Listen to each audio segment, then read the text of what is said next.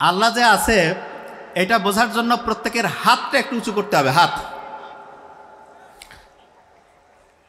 আমরা এই হাত যে আল্লাহ দিয়েছে, এই হাতের মধ্যেই আল্লাহর নিদর্শন আছে। একটু একটু রাখি, খুব ইন্টারেস্টিং জিনিস যে হাতের মধ্যে নিদর্শন। হ্যাঁ, আচ্ছা, আল্লাহর গুণবাচক নাম কয়টা আছে? কয়টা? Very nice.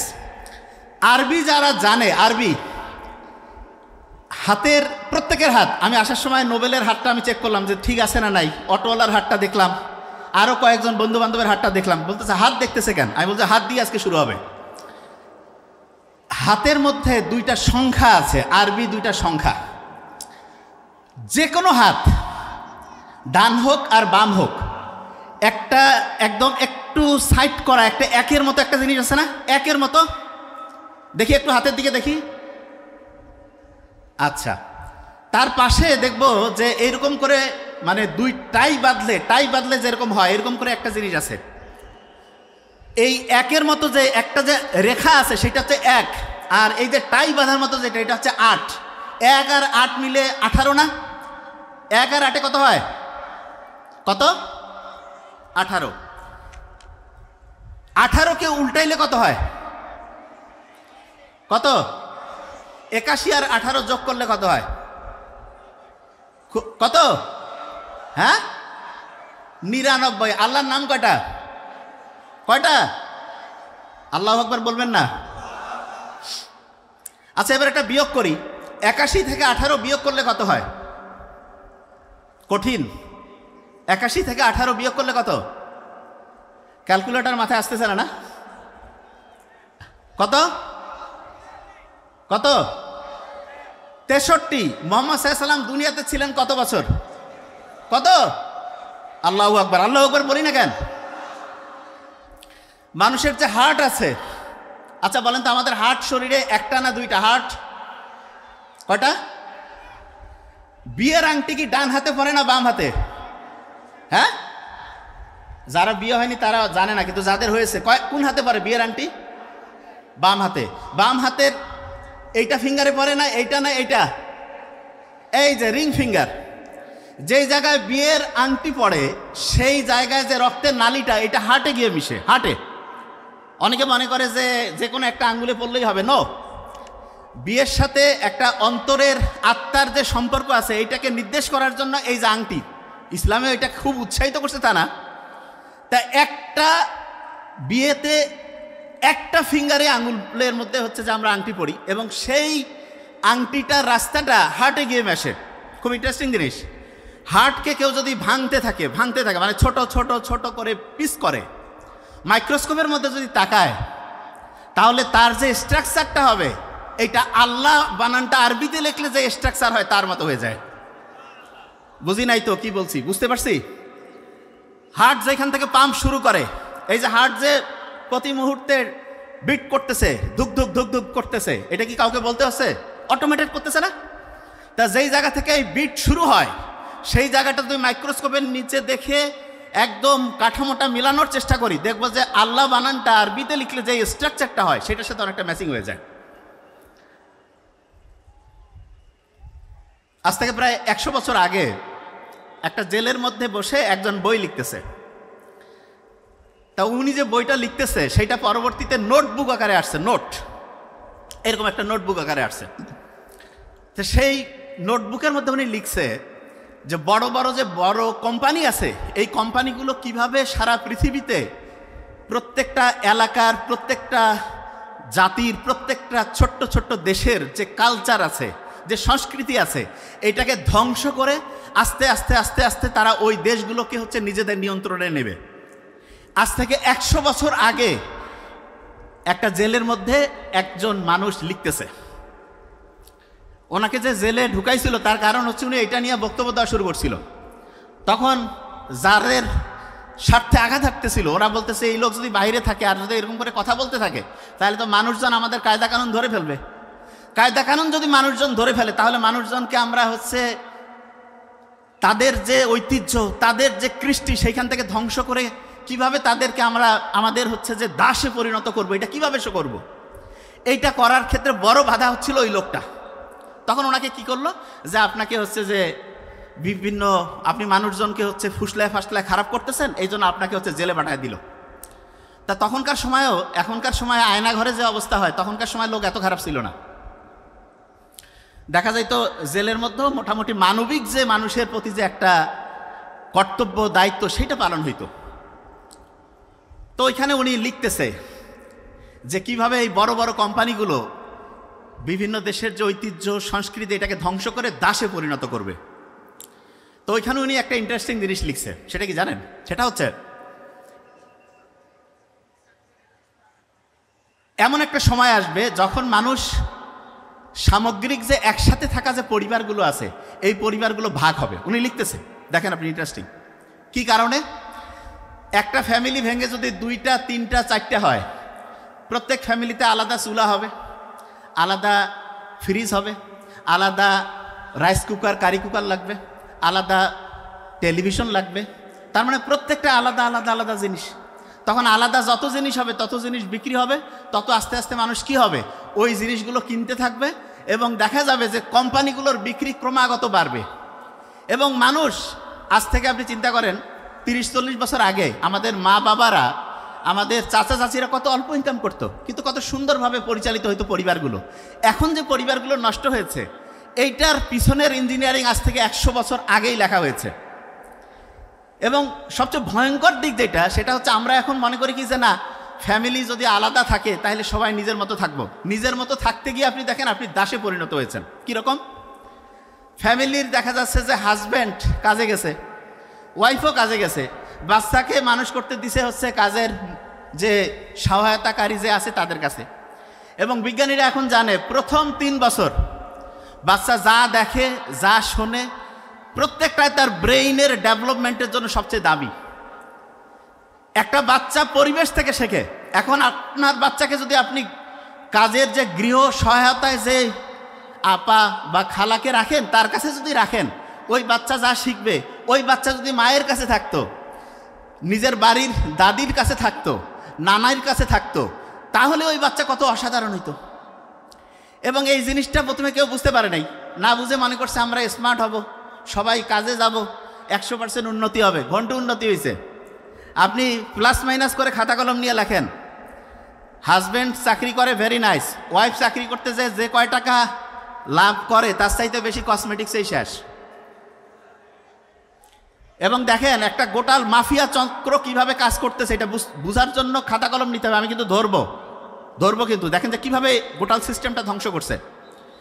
আপনার ওয়াইফ বাইরে যাওয়ার জন্য কি যে বিভিন্ন কসমেটিক্স ব্যবহার করবে। ইসলামে তো হারাম বাইরে যাওয়া, মানে বাইরে যাওয়া হারাম বলতে আমি বুঝাচ্ছি হাজব্যান্ড ছাড়া যার সামনে সৌন্দর্য প্রকাশের কোনো অনুমতিই নাই, বাইরে চেহারা দেখানোর, সুন্দর করে নিজেকে মানে হচ্ছে অন্যের সামনে হচ্ছে আকর্ষণীয় করে উপস্থাপনের কোনো নিয়মই ইসলামে নাই। কিন্তু কি করতেছে, বিভিন্ন কসমেটিক্স মাখতেছে, ঠোঁটের মধ্যে লিপস্টিক মাখতেছে। আপনার মনে হইতে পারে কি এমন হয়েছে, শুনেন। ঠোঁটের মধ্যে যে লিপস্টিক দেয়, লিপস্টিকের মধ্যে একটা টাইপ আছে যেটা হচ্ছে যে ওয়াটার প্রুফ, মানে পানি পড়লেও দেখা যাবে যে ওই লিপস্টিকটা যে আছে সেটা ওই রকমই থাকবে। মেয়েরা যদি জানতো যে এই লিপস্টিক কীভাবে তৈরি হয় অবাক হয়ে যাবে। আপনারা ভেড়াকে চিনেন? ভেড়া, এই যে গরু ছাগলের মতো ভেড়া, ভেড়ার যে স্কিন আছে, স্কিন এই যে চামড়া পশমের নিচে, ওইখানে এক রকমের গ্রন্থি আছে। গ্রন্থি কি একটা সহজ করে বলি, ওইখানে এক রকমের ধরেন যে ওই যে ছোটোবেলায় আমরা দোয়াত কলম দিয়ে লিখতাম না, এক জায়গাতে কালি নিতাম তারপরে লিখতাম, এইরকম স্কিনের মধ্যে এক রকমের গ্ল্যান্ড আছে, গ্রন্থি আছে। সেইখান থেকে লিনোলিক বলে একটা জিনিস তৈরি হয়। লিনোলিক, খালি নামটা খেয়াল রাখেন। ওই জিনিসটা কি জানেন, ওইটা হচ্ছে অনেকটা ওয়াটার প্রুফ। তার মানে যত রকমের এই যে লিপস্টিক বানাচ্ছে এগুলোতে যে ওয়াটার প্রুফ হচ্ছে, এটার কারণ হচ্ছে ওইখানে ওই যে ভেড়ার মধ্যে যে স্কিনের মধ্যে যে গ্রন্থি থেকে লিনোলিক পাওয়া যায়, ওই জিনিসটা ওইখানে আছে। তো অনেকের মাথায় প্রশ্ন আসে যে তাতে কি সমস্যা? সমস্যা আছে। এই যে ঠোঁটের মধ্যে যে লিপস্টিক দিল সেইটার মধ্যে যে উপাদান, এবং তার চেয়ে ভয়ঙ্কর বিভিন্ন যে কসমেটিক্স, এই যে শরীরের রং ফর্সাকারী হ্যান ত্যান, এগুলোর মধ্যে প্যারাবেন বলে একটা উপাদান থাকে, প্যারাবেন। এবং এই উপাদানগুলো এত ডেঞ্জারাস, দেখা যায় যে একটা মেয়ে আলসিয়া হয়ে যায়। যে আপনি কি করছেন? হ্যাঁ, যে কসমেটিক্স ব্যবহার করে মেয়ের আলসিয়া হবে? হ্যাঁ আলসিয়া হবে।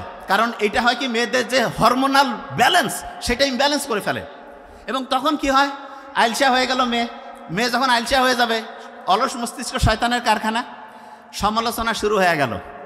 এবং প্রথম ফাইট শুরু হয়ে যায় মা শাশুড়ি, এখান থেকে শুরু। কারণ টাইম যত ফ্রি থাকবে তত শয়তানি বেশি দূরবে।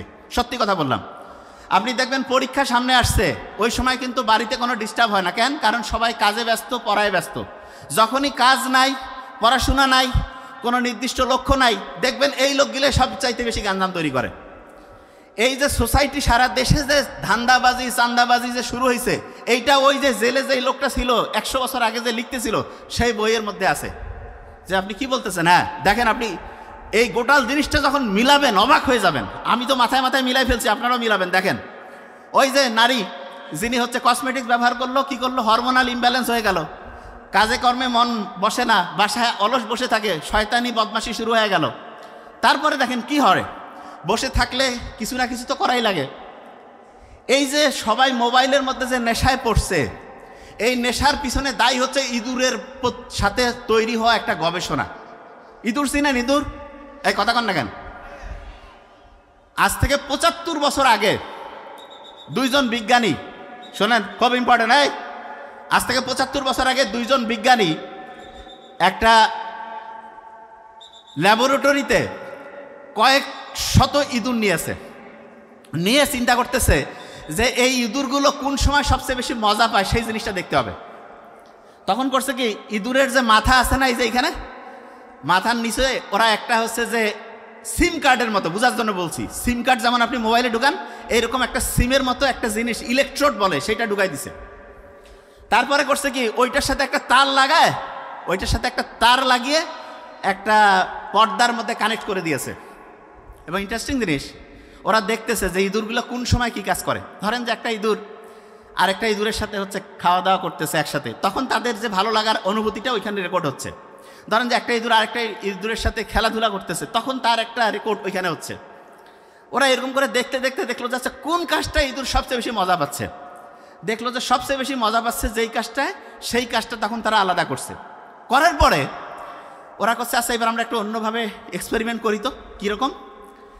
একটা হচ্ছে যে লিভার মানে কি আমি সহজ করে বলি, আপনি ওই যে চিনেন তো, কি বলে এটার নাম, আমরা যে এক জায়গা থেকে আরেক জায়গায় যাওয়ার সময় যে হচ্ছে যে ওইটাকে বলে যে ট্রলি টানার জন্য যে লম্বা একটা ব্যবহার করি না, এই যে হ্যান্ড ব্যাগ, এটা বুঝতে পারছেন? আরও সহজ করে যদি বলি, ধরেন যে একটা ধরেন যে লম্বা ওই যে ছাতার মতো যে হ্যান্ডেলটা আছে, সেইটাই ধরেন একটা লিভার।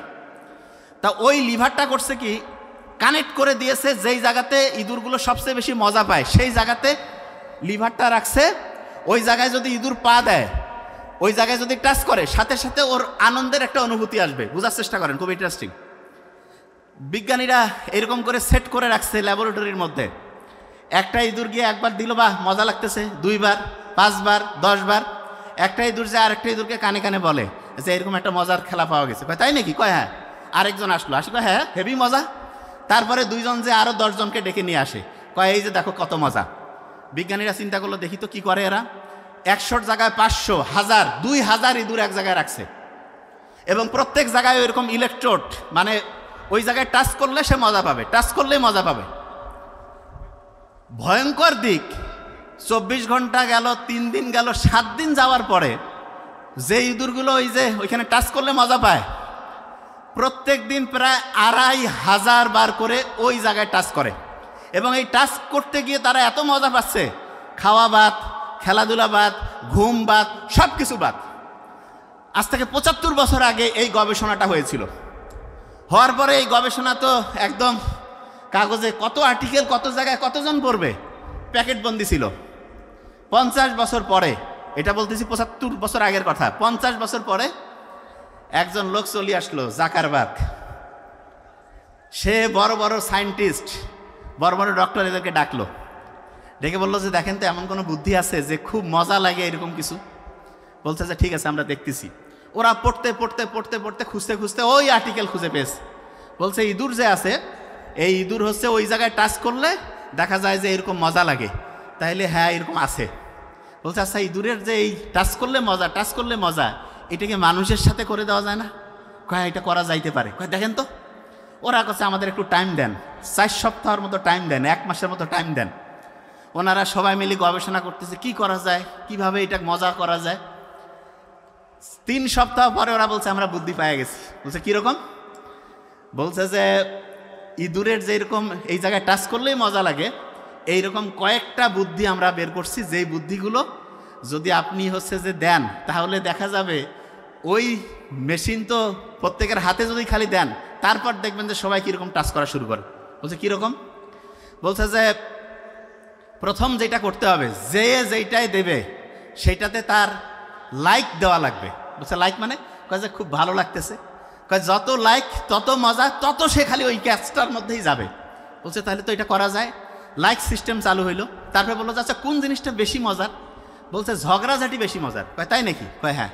কয় তাহলে এমনভাবে মেকানিজম করো, একজন আরেকজনের সাথে গ্যাঞ্জাম লাগাই দাও, যে কোনোভাবে গ্যাঞ্জাম তৈরি করে দাও, ওই গ্যাঞ্জাম থেকে 10 জন 50 জন 100 জন ওইখানেই মারামারি। কয় মারামারি করার জায়গা কই দিবেন? কয় একটা সেকশন বানিয়ে দিব, উপরে জিনিস থাকবে, নিচে হচ্ছে মারামারি করার জন্য ইচ্ছা মতো। বলছে মারামারি করার আরও বুদ্ধি আছে। কি? চাইলে নাম দিয়েও করতে পারে। কেউ যদি চায় যে নাম আমি নিজের মানে ঠিকভাবে রাখবো না, ওইটাকে কি বলে যে হচ্ছে যে পরিচয় গোপন রাখবে, তাও আছে। কয়েছে খুব ভালো। এইরকম করে ওরা কইলো যে আচ্ছা ঠিক আছে এইরকম করে না হয় দিলাম। তারপরে কি করা যায়? বলতেছে শুনেন আরেকটা বুদ্ধি আছে। সেটা কি? সেটা হচ্ছে এই যে ডিভাইসটা যে আপনি ওদেরকে দেবেন, এইটা আপনি এমন একটা সিস্টেম করেন যেই সময় ওরা সবচেয়ে একা থাকে সেই সময় তারা যাতে ব্যবহার করে। বলছে কেন? বলছে দিনে সবাই মিলে ফ্যামিলি সবাই পরিবারের একসাথে থাকলে কিভাবে করবে, তাহলে কি করা যায়? বলে যে রাতের বেলা রেট কমায় দেন।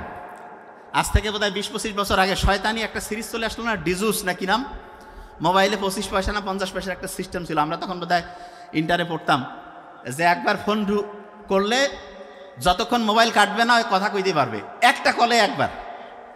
এরকম একটা সিস্টেম অনেকে যারা 20-25 বছর আগে আছে তারা জানবে যে এটা কি কেমন নিয়ম। হ্যাঁ, কিন্তু মোবাইল কাটলে আবার নতুন করে টাকা দেওয়া লাগবে। মানে যমুনা নদী পার হইলে ব্রিজ দিয়া টোলের টাকা দেওয়া লাগবে না, এরকম একবার ফোন দিলেই টাকা কেটে নিবে। Okay fine. মোবাইল কানের মধ্যে দিয়ে কথা বলা শুরু করে দিল। বলছে ঠিক আছে, 1 ঘন্টা 2 ঘন্টা 3 ঘন্টা মোবাইল কানেই রাখে, চার্জ শেষ হয়ে যায়, তারপর আবার চালু করে। তো সবাই মনে করতেছে কোম্পানি তো খুব ভালো কাজ করতেছে। কোম্পানি বলতেছে আমরা সবাইকে একসাথে যোগ করতেছি, কানেক্ট করতেছি। হ্যাঁ, ভালো ভালো কাজ করা যায়, কিন্তু খারাপটা কীভাবে হয়েছে সেটা দেখেন। এরপরে কি হইলো, আস্তে আস্তে যখন সবাই কথা বলা শুরু করে দিল, তখন বললো যে ঠিক আছে এবার দাম একটু বাড়ায় দাও। দাম বাড়ায় দিল। নেশা যখন হয়ে যাবে, চা প্রথমে আমাদের উপমহাদেশের লোক ব্রিটিশরা মাইকিং করে খাওয়াইতো, আর এখন আমরা হচ্ছে প্রত্যেকে টাকা দিয়ে কিনে খাচ্ছি না। এইরকম প্রথমে ওরা একটা ফ্রি জিনিস দেয়, দেওয়ার পরে যখন আপনি অ্যাডিক্টেড হয়ে যাবেন তারপরে আপনাকে ওইখান থেকে ব্যবহার করবে। কীরকম সেটা বুঝেন। আমরা অনেকেই বলে যে ভাই ফেসবুক ইউটিউব এগুলোকে ভালো কাজে লাগাইলে অসাধারণ, কিন্তু যদি আপনি খারাপ কাজে লাগান তাহলে দেখেন যে আপনি আপনার জীবনের সবচেয়ে দামি জিনিসটা হারাবেন। আজকে যখন আমার ছোট ভাই ডক্টর নোবেল, তারপরে মামুন ভাই যখন বক্তব্য দিচ্ছিল, তাদের বক্তব্যের একটা গুরুত্বপূর্ণ পয়েন্ট ছিল একটা মানুষ উন্নতির দিকে যাবে না অবনতির দিকে যাবে, তার 1 নাম্বার গুরুত্বপূর্ণ পয়েন্ট হচ্ছে টাইম, সময়। তা আমরা সবসময় কী জিনিস চিন্তা করি জানেন? সময়ের কোনো দাম নাই। কথা যে ফ্রি, টাইম তো ভাই ফ্রি। নো, বোঝার চেষ্টা করেন। সবচেয়ে আপনার দামি জিনিস হচ্ছে টাইম। এই টাইমটা আপনি কোম্পানির এই অপ্রয়োজনীয় জিনিস, রিল, তারপরে হচ্ছে ওইটাকে কি বলে শর্ট দেখে ঘন্টার পর ঘন্টা লস করতেছেন, কোনো লাভ হইল না। শিখলেনটা কি? ও যে জায়গায় ছিলাম সেই জায়গায় আসতেছি। কোম্পানিগুলো ওই যে 1925 সালে 100 বছর আগের ঘটনা বলতেছি, ও লিখে গেছে যে কি কি হবে, আর 75 বছর আগে যে গবেষণা ইঁদুরের উপর হয়েছে সেইটাতে আসি। এখন শুনেন, ওই যে গবেষণা থেকে দেখা গেল যে যত লাইক তত মজা, ঠিক না? বিজ্ঞানীরা তারপরে করলো কি, আমাদের এখানে অনেকের মধ্যে মোবাইলের কিন্তু হাতে দেখা যায় মোবাইল আছে। মোবাইলকে ভালো কাজে লাগায় আবার খারাপ কাজেও লাগায়। খারাপ কাজে মোবাইল ব্যবহার করার সম্ভাবনা কখন বেশি সেটা বলি। আপনি যখন একা থাকবেন শয়তান এসে ধরবে। এই জন্য নামাজ জামাতবদ্ধ পড়তে একসাথে সবাইকে সাথে নিয়ে উৎসাহিত করছে, কারণ একসাথে ভালো কাজগুলো তুলনামূলক বেশি হয়, খারাপ কাজগুলো তুলনামূলক কম হয়। এবং দেখবেন যে আল্লাহ কিন্তু জানে যে রাতের বেলা খারাপ কাজ হওয়ার সম্ভাবনা বেশি। এই জন্য দেখবেন ইসলাম মাগরিবের পরের দিনের প্ল্যানিং শুরু করে দিয়েছে। ইসলামে কিন্তু এই যে আজকে মাগরিব হয়ে গেছে না, নতুন দিন শুরু হয়ে গেছে। আজকে যদি চাঁদ উঠতো তাহলে তারাবির নামাজ আমরা আজকে পড়তাম। তারাবির নামাজ পড়তাম মানেটা কি? মানেটা হচ্ছে ইসলামের দিনটা শুরু হয় মাগরিবের পর এবং শেষ হয় মাগরিবে। মাগরিব টু মাগরিব ইসলামী দিন, আর বাংলা যে দিন সেটা শুরু হয় সকাল থেকে তারপরের দিন, আর ক্যালেন্ডার অনুযায়ী খ্রিস্টীয় যে দিন আছে সেইটা অনুযায়ী হচ্ছে 12টার পরে। দেখেন রাত 12টার পর্যন্ত জেগে আছে, 12টা 1 মিনিটে কেক কাটতেছে, অমুক করতেছে। ওই সময় ঘুমানোর কথা, এবং ওই সময় না ঘুমানোর কারণে দেখা গেল সে ওই সময় উঠে একটা প্রোগ্রাম করতেছে, ওই সময় হচ্ছে গল্প গুজব করে আন্দাজে টাইম লস করতেছে। সবচেয়ে বড় ক্ষতিটা যেটা সে করতেছে সেটা কি জানেন? তার মাথার মধ্যে আল্লাহ যে একটা ঘড়ি বসাই দিছে, সেই ঘড়িটা সে নিজে নিজে নষ্ট করতেছে। আমরা যে অসাধারণ হইতে পারি না তার বড় কারণ হচ্ছে ঘড়ি নষ্ট। যার ঘড়ি নষ্ট হয়ে গেছে সে অসাধারণ হইতে পারবে না। যার ঘড়ি ঠিক আছে, তার টাইম ঠিক চলবে, সে অসাধারণ হবে। ঘড়ি নষ্ট করার যতগুলো বুদ্ধি আছে তার মধ্যে সবচাইতে ভয়ঙ্কর বুদ্ধি হচ্ছে রাত জাগা। রাতে আপনি যত জাগবেন তত আপনার ঘড়ি নষ্ট হবে, আপনি ধ্বংসের দিকে যাবেন। এখন যে জায়গায় আমি ছিলাম, খেয়াল করেন, ইঁদুরের উপরে যে গবেষণা হইল, গবেষণার অর্ধেক অংশে আমি আসছি। তারপরে কি হইল, বিজ্ঞানীরা দেখলো যে আচ্ছা আমরা এখন হচ্ছে ওই লিভার যে আছে, যেই জায়গায় টাচ করলে মজা লাগে, টাচ করলে মজা লাগে, সেই জায়গাটা থেকে তাকে আমি ওই লিভারটায় উঠাই দিব। লিভারটা যখন সরাই ফেললো, ও আল্লাহ, ওই যে আপনার ইঁদুরগুলো খুব সারাদিন খালি ওইখানে যে লিভারে টাচ করতেছিল, তারা দেখা গেল আর খায়ও না, বন্ধু বান্ধবের সাথে গল্প গুজবও করে না, দেখা যাচ্ছে তারা হচ্ছে যে ফিজিক্যাল যে মুভমেন্ট সেইটাও নাই, ডিপ্রেশনের মধ্যে চলে গেল। আপনার বাচ্চা কাছে অনেকে আছে না মোবাইলের মধ্যে অ্যাডিক্টেড। আপনি যে বড় ভুলটা করেন, একবারে কি করেন, যে মোবাইলটা কেড়ে নিলাম, ঠিক আছে, নিয়ে কি করলেন যে তুই তোর মতো থাক, ওকে তো একলা ইঁদুরের মতো বানাই ফেললেন, সে ডিপ্রেশনের মধ্যে চলে যাবে। তাহলে ভাই বুদ্ধিটা কি? বুদ্ধি আছে। বুদ্ধিটা হচ্ছে আপনার বাচ্চাকে আপনি যখন বুঝছেন যে এরকম, তখন তাকে হচ্ছে যে বড় স্ক্রিন বা বাসায় টেলিভিশন কম্পিউটার ওপেন স্পেসে রেখে সেইখানে তার সাথে একসাথে থাকেন, একসাথে গল্প করেন, একসাথে খোলামেলা প্রত্যেকের সাথে প্রত্যেকের আন্ডারস্ট্যান্ডিং ভালো হবে, দেখবেন আস্তে আস্তে নেশাটা কাটবে। একটা জিনিস বলি, মাথায় ঢুকবে প্রত্যেকের, এই যে বর্তমান সময়ে খাওয়া দাওয়া নিয়ে কিন্তু অত সমস্যা নাই। যত হাই সোসাইটিতে আপনি যাবেন তত বড় সমস্যা হচ্ছে মেন্টাল প্রবলেম, সাইকোলজিক্যাল প্রবলেম। তা এই যে প্রবলেমগুলো যে আসতেছে এগুলো কিন্তু আল্লাহ জানে। এই জন্য আল্লাহ বলেই দিয়েছে অশ্লীলতার নিকটবর্তী হইও না। অশ্লীলতার নিকটবর্তী হইও না মানেটা কি? মানে হচ্ছে যেখানে সামান্যতম অশ্লীলতার সুযোগ আছে কাছাকাছি যাইও না, গেলে শয়তান তোমাকে ওই জালের মধ্যে ঢুকাই ফেলবে। এক্সাম্পল দিই তাহলে বুঝতে পারবেন।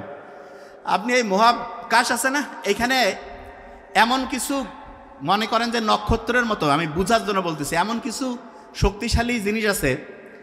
আচ্ছা এটা মহাকাশের চেয়ে সহজ এক্সাম্পল দিই। ধরেন যে নদীতে পানি চলতেছে না, অনেকে কয় না পানির পাকের মধ্যে যদি পড়ে যায় একদম টেনে নিবে। নদীর যে স্রোতের মধ্যে যে পাক থাকে, বলে না যায় ভাই খুব পানি আছে, পানিতে পাক আছে, সেইখানে যা গেলে দেখা যাবে পানির মধ্যে যে ঘূর্ণন চলতেছে সেইখানে একজনকে একদম ডুবাই নিবে। তখন আমরা কি করি যে ওর কাছাকাছি যাওয়া যাবে না। ঠিক তেমনি করে আপনি যদি সামান্যতম অশ্লীলতার কাছাকাছি যান, ওইটা হচ্ছে একটা শয়তানের পাক, সেইখানে আপনাকে ডুবাই নিয়ে আস্তে আস্তে সে ধ্বংস করে, তারপরে ওইখান থেকে আপনি শেষ হয়ে যাবেন।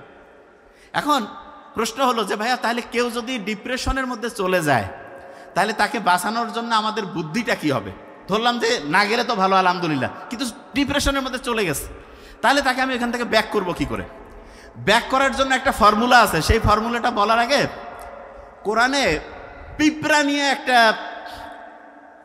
সূরা আছে। সূরাটার নাম হচ্ছে সূরা নামল। না বলেন না কেন? নামল। আমি আসবো। এই সূরাটার 27 নাম্বার সূরা। কত নাম্বার? কত? 27।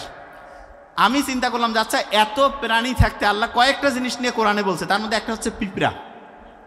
কয়েকদিন আগে একটা আর্টিকেল পড়লাম, পিঁপড়াদের আমাদের মানুষের মতো হচ্ছে, তাদের হচ্ছে যে সোসাইটি আছে, একজন আরেকজনের হচ্ছে বাড়িতে দাওয়াত দেয়, একজন আরেকজনের সাথে বুদ্ধি পরামর্শ করে কাজ করে, সবাই মিলে সামাজিকভাবে কাউকে বয়কটও করে, কেউ দেখা যাচ্ছে যে একটা বিপদে পড়ছে তাকে হেল্প করে, খাবার দাবার জমায় রাখে।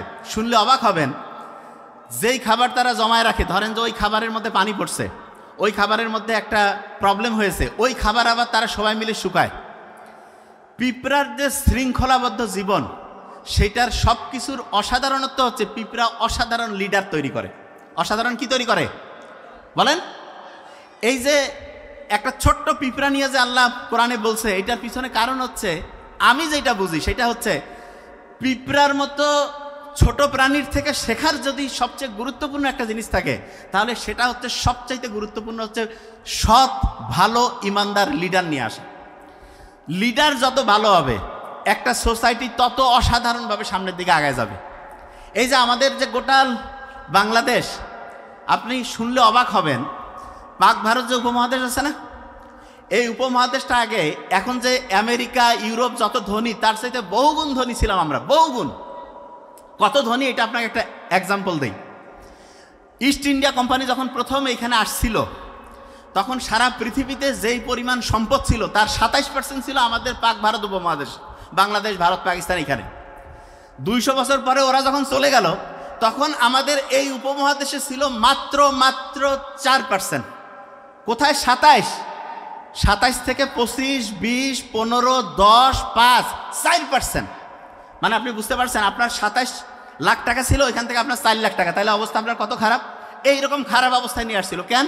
কারণ সব কিছু কোম্পানি, ইস্ট ইন্ডিয়া কোম্পানি যে ব্রিটেনরা যে শাসন করতো তারা শোষণ করে নিত। এখন সমস্যা হয়েছে, 47-এ আমরা ভারত পাকিস্তান স্বাধীনতা পাইলাম, 71-এ পাইলাম। এখন অনেকে বলতেছে ভাই এখন তো ইস্ট ইন্ডিয়া কোম্পানি নাই। ওরে বাবা, এখন ইস্ট ইন্ডিয়া কোম্পানির সাথে বড় কোম্পানি আছে। আগে তো বাইরের লোক আসিয়া শোষণ করতো, কষ্ট লাগতো। এখন দেখেন এমন শয়তান বাটপাট ঢুকাই দিছে, বাড়ির লোক টাকা নিয়ে যা কোম্পানিকে দিয়ে দিচ্ছে। এই যে বিভিন্ন যে সুইস ব্যাংক, বিদেশে যে ব্যাংকগুলো আছে, সেইখানে যে লক্ষ লক্ষ বিলিয়ন ডলার যে নিয়ে গেছে, এটা কিন্তু বিদেশিরা এসে নিয়ে যায়নি, দেশের লোকে নিয়ে গেছে। কি কারণে নিয়ে গেল? যারা বাংলাদেশে রাজনীতিতে আসে। আচ্ছা, আমি একটা জিনিস একটু ক্লিয়ার করি। অনেকেই বলে যে ভাই রাজনীতি জিনিসটা তো রাজনীতিবিদরা করবে। নো, এটা ভয়ঙ্কর একটা ভুল ধারণা। রাজনীতি করতে হবে প্রত্যেকটা লোককে, তবে হ্যাঁ নিয়ম আছে। রাজনীতি থেকে আপনার যাতে চিন্তা না থাকে যে টেম্পু স্ট্যান্ডে যায় টাকা উঠায় চান্দা হাফিজি করে খাবেন। নো, আপনার উদ্দেশ্য থাকবে রাজনীতি করব মানুষের উন্নতির জন্য, মানুষের কল্যাণের জন্য, মানুষকে হেল্প করার জন্য। এই জন্য রাজনীতি করবেন, অন্য কিছু না। যে জিনিসটা বলতেছিলাম, আমাদের এই যে উপমহাদেশ থেকে স্বাধীন হওয়ার পরে যে এই বাংলাদেশ থেকে যে এত টাকা চলে গেল, এগুলো কিন্তু বিদেশিরা কেউ করে নাই, করছে দেশের লোক। কিভাবে করলো সেটা বুঝেন। বাংলাদেশে যারা রাজনীতি করে তাদের বেশিরভাগ লোকের দেখবেন আপনি যে ফ্যামিলি, তাদের হচ্ছে যে নিজের লোকজন সব বিদেশে। এই যে নতুন যে বিপ্লব হয়েছে তার মধ্যে কয়জনকে পাইছেন? বেশিরভাগে পালাইছে না? কারণ কি, তারা আগেই সব বিদেশে ব্যাংক ব্যালেন্স করছে, ওদের দরদ বিদেশে, দেশের প্রতি নাই। তাহলে যে কেউ যখন আপনি একটা ভোট দেন, একজনকে নেতা নির্বাচন করেন, তখন এই জিনিসটা দেখবেন যে ওই লোকটা নিজে সফল কিনা, ওই লোকটা নিজে চুরি বাটপারি করে কিনা, ওই লোকটা অন্যের উপকারে আসে কিনা, ওই লোকটা সত্যি কথা বলে কিনা, ওই লোকটার আশেপাশে চোর বাটপার আছে কিনা, ওই লোকটা কেমন সেটা বোঝার সবচেয়ে সেরা বুদ্ধি শিখিয়ে দেয় ওই লোকটার আশেপাশে কারা আছে, বাস, আর কিছু না। একটা লোক আসিয়া বলতে পারে আমি খুব ভালো, আমি খুব খারাপ, কিছু যায় আসে না। তুমি কার সাথে ঘুরো সেটা তোমার আইডেন্টিটি কার্ড। তুমি কেমন সেটা বোঝার আইডি কার্ড হচ্ছে তোমার আশেপাশে কারা আছে। এবং বিজ্ঞানীরা বলছে একটা লোক হচ্ছে তার আশেপাশে যে 5টা সবচেয়ে কাতিরের লোক থাকে তাদের সমান। কয় না যে উনি ভালো, আশেপাশের লোক খারাপ। নো, মূল ফর্মুলা বলতেছে একটা লোক ওই রকম হবে, তার আশেপাশে যেই লোকজন সবচেয়ে ঘনিষ্ঠ তাদের মতোই। তার মানে বারবার বলছি, বারবার এই কথাটা মাথায় রাখতে হবে। যখনই ভোট দেন যে কোনো, এটা শুধু এটা বলি, শুধু রাষ্ট্রীয় পর্যায়ের ভোট না, ফ্যামিলিতেও যখন একজন লিডার নির্বাচন করবেন, কাকে করবেন জানেন? যে সবচেয়ে সৎ হবে তাকে করবেন, তাহলে আপনি সব দিক থেকে সবচেয়ে ভালো হবেন। এই জিনিসটা মাথায় রাখবেন, এটা সবচেয়ে গুরুত্বপূর্ণ। যে জায়গায় আমি ছিলাম ভালো করে খেয়াল করেন। এইখানে যারা আমরা আছি প্রত্যেকেই চাই না যে জীবনটা অন্যরকম অসাধারণ হোক। তো অসাধারণ হওয়ার পিছনে সবচেয়ে বড় কারণ ওই যে গবেষণা বলছিলাম, যে গবেষণায় দেখা যাচ্ছে যে ইঁদুরগুলো যেখানে টাচ করতেছে ওই রকম আমরাও মোবাইলের এই ডিভাইসের মধ্যে পড়ছি। এইটা থেকে বের হওয়ার একটা বুদ্ধি আছে। সেই বুদ্ধি দেওয়ার আগে আমি কয়েকটা জিনিস বলতেছি। আচ্ছা, এইখানে আপনারা যারা আছেন, এই যে প্রত্যেকেই, আপনারা কি জানেন একটা ইন্টারেস্টিং জিনিস? সেটা হচ্ছে যে আমি প্রথম যেটা বলছিলাম যে আমাদের হাতে ডান হাত এবং বাম হাত একটাতে কত সংখ্যা ছিল ভুলে গেছি, কত? 18। আরেকটাতে যোগ করলে কত? কত? 99। আল্লাহর 99টা নাম বিয়োগ করলে কত হয়? কত? 63। আচ্ছা, এইখানে যারা আপনারা আছেন সবাই যদি এখন হাসেন, কি একটা ঘটনা ঘটবে দেখেন। একটু হাসেন তো এমনিতে। ও আচ্ছা, অনেকে মনে করো যে এমনিতে হাসতেছে। আচ্ছা, একটা ইন্টারেস্টিং জিনিস বলি। আপনি যখন হাসেন না, তখন আপনার শরীর থেকে একটা জিনিস ক্ষরণ হয়, এন্ডরফিন। এবং এইটা হয় কি জানেন, মনটা চাঙ্গা হয়ে যায়, মনটা ভালো লাগে। আপনি দেখবেন যে আপনার সামনে একজন আসছে, ও আপনার ভালো চায় না খারাপ চায় এইটা বোঝার জন্য আপনার মাথায় আল্লাহ একটা মেকানিজম করে দিয়েছে। আমরা যারা অসাধারণ হইতে চাই তাদের প্রথম যে জিনিসটা মাথায় রাখতে হবে সেটা হচ্ছে আমাদের ব্রেইনটাকে আগে বুঝতে হবে। ব্রেইনটা আল্লাহ বানিয়েছে এমনভাবে যে এই ব্রেইনটার জন্য সবচেয়ে গুরুত্বপূর্ণ 1 নাম্বার খাবার যদি আমি বলি 1 নাম্বার, তাহলে সেটা হচ্ছে ঘুম। প্রত্যেকেই বলে গেছে না যে ঘুমটা খুব ইম্পর্ট্যান্ট। পরীক্ষা যখন আসে তখন অনেক অভিভাবক কি করে যে তুই সারাদিন পড়বি, 3-4 ঘন্টা 5 ঘন্টা ঘুমাবি। নো, এটা লিখে রাখেন প্রত্যেকেই, পরীক্ষা যখন আসবে তখন ঘুমাইতে হবে বেশি।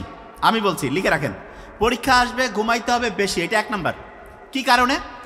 আমরা যখন কোনো একটা জিনিস পড়ি তখন পড়াটা প্রথমে শর্ট টার্মে থাকে, একটা ছোট্ট বক্সের মধ্যে থাকে। ওই পড়াটা শর্ট টার্ম থেকে লং টার্মে যাওয়ার জন্য সবচেয়ে গুরুত্বপূর্ণ হচ্ছে ঘুম। তার মানে পরীক্ষা যত আগায় আসবে তত বেশি পরিমাণ ঘুমাইতে হবে। তাহলে বলেন পরীক্ষার সামনে ঘুমাবো কি বেশি না কম? বেশি, 1 নাম্বার। 2 নাম্বার জিনিস, অনেকেই আছে না পড়তে গেলে কয় যে ভাই পড়া মাথায় ঢুকতেছে না, সহজ বুদ্ধি শিখাই দেই।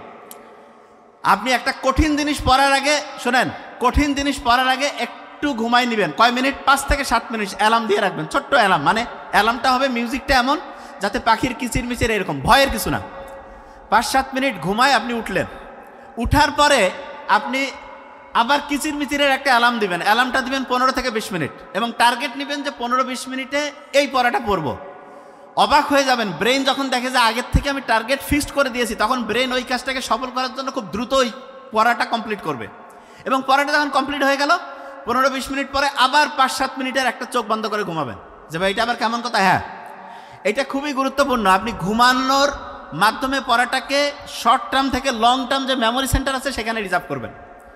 যে কোনো গুরুত্বপূর্ণ পড়া পড়ার আগে একটু ঘুম, তারপরে একটু পড়লেন, তারপরে একটু ঘুম, এইটা সবচেয়ে ইফেক্টিভ। পড়াটাকে স্যান্ডউইচের মতো একদম শর্ট টার্ম থেকে লং টার্ম মেমোরিতে রিজার্ভ করে ফেলে। আরেকটা কাজ করবেন যেটা খুব ইম্পর্টেন্ট, বাড়িতে মধু গ্রামে গঞ্জে পাওয়া যায়, এরকম মধু আছে না? মধু আছে তো? বিজ্ঞানীরা দেখতেছে সারা পৃথিবীতে যতগুলো সুপার ফুড আছে তার মধ্যে যদি 1 নম্বরে রাখি, ব্রেইনের জন্য কাজ করে, রোগের প্রতিরোধ ক্ষমতা করে, তারপরে শরীরের লংজিভিটি বাড়ায়, চেহারা সুন্দর করে। একজন মোটা হইতে চাইলেও মধু খাওয়া যাবে, চিকন হইতে চাইলেও মধু। পার্থক্য কি? আপনি যদি মোটা হইতে চান যে আমি চিকন খুব মোটা হবো, তাহলে ঠান্ডা পানিতে মধু দিয়ে খাবেন। আর যদি কোন যে আমি একটু মোটা সোটা চিকন হইতে চাই, তাহলে গরম পানিতে মধু দিয়ে খাবেন। বিস্ময়কর ব্যাপার। তার মানে মধু যে কোনো লোকের ক্ষেত্রেই অসাধারণ।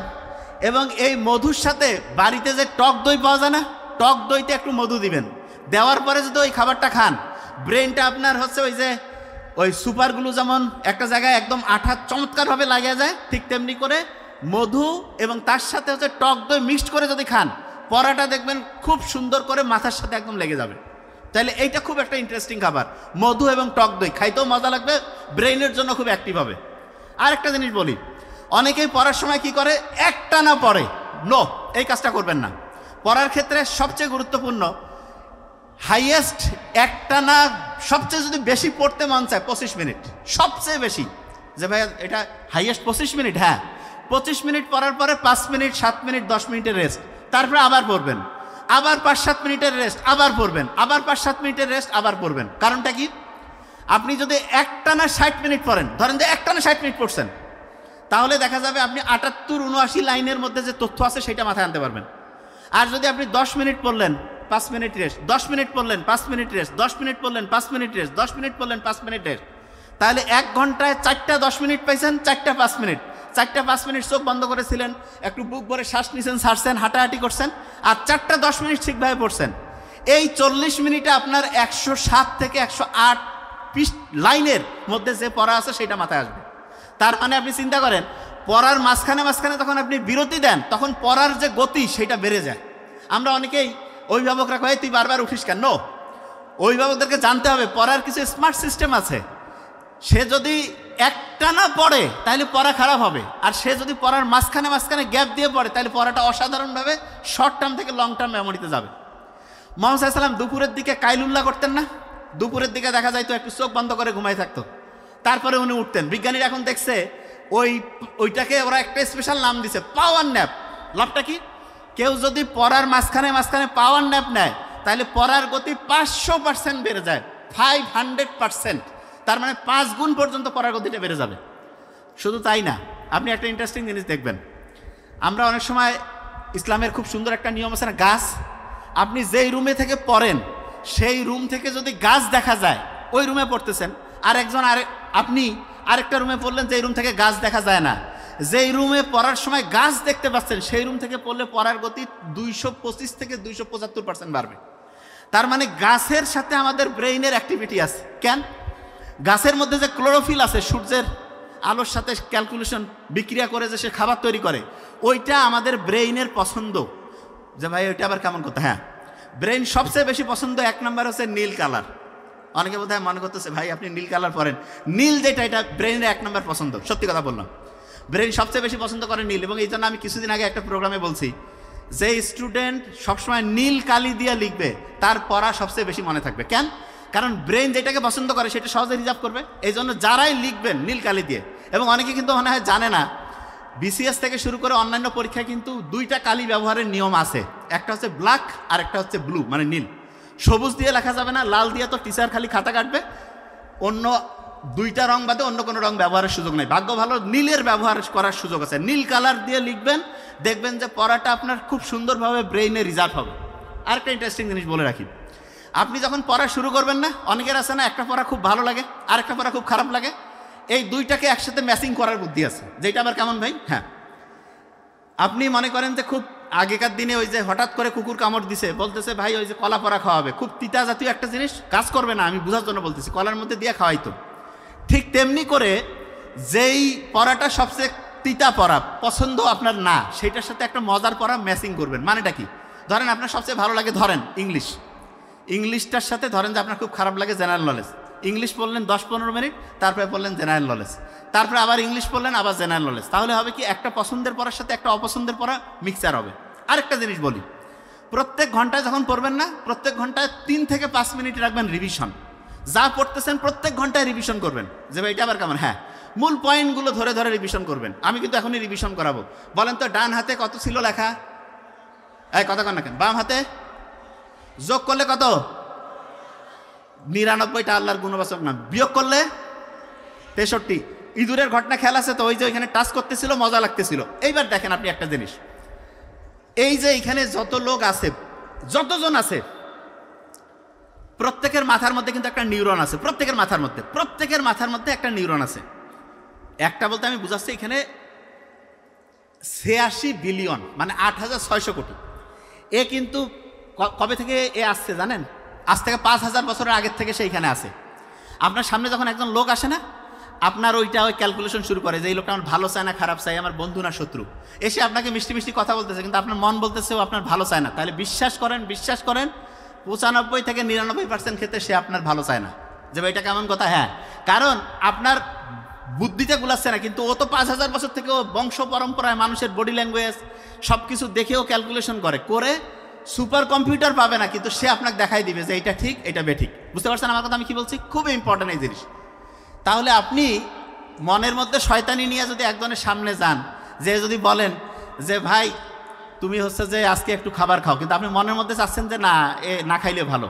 অনেকের বাসায় আছেন না, যাওয়ার পরে দেখবেন যে বলছে ভাই খাও বলতেছে, কিন্তু আপনার একটু হেজিটেশন লাগতেছে। তাহলে বিশ্বাস করেন সে মন থেকে চাচ্ছে না। আবার কারো বাসায় গেলেন, কিছুই বলতেছে না, খাইলে খাও না খাইলে নাও, কিন্তু আপনি দেখবেন খুব ফ্রেন্ডলি, খেয়ে ফেলছেন, ভালো লাগতেছে। তার মানে মনের এই যে ফিলিংসটা, এইটা ব্রেইনের 5000 বছরের অভিজ্ঞতা, এবং ওইটা সে ক্যালকুলেশন করে ওই অনুযায়ী সে হচ্ছে সাজায় ফেলে। এবং এই কারণে মনের যে সাথে যে কানেকশনটা যখন তৈরি হবে, তখন আপনার যে কোনো জিনিসে আপনি অসাধারণ হবেন। যে ভাই মনের কানেকশন আবার এটা তৈরি করে, এটার বুদ্ধিটা কি বুঝাচ্ছি। রাতে ঘুমানোর আগে, আচ্ছা এখানে স্টুডেন্ট যারা যারা আছেন প্রত্যেকে একটা বুদ্ধি শিখাই দেয়, একদম অসাধারণ হইতে পারবেন। সেটা কি জানেন? রাতে ঘুমানোর আগে ধরেন যে একজন বললো যে তখন বিজনেসম্যান হবে, তুমি বিজনেসম্যান হবা এটা ঠিক না, তুমি বিজনেসম্যান হয়ে গেছো এটা চিন্তা করবা।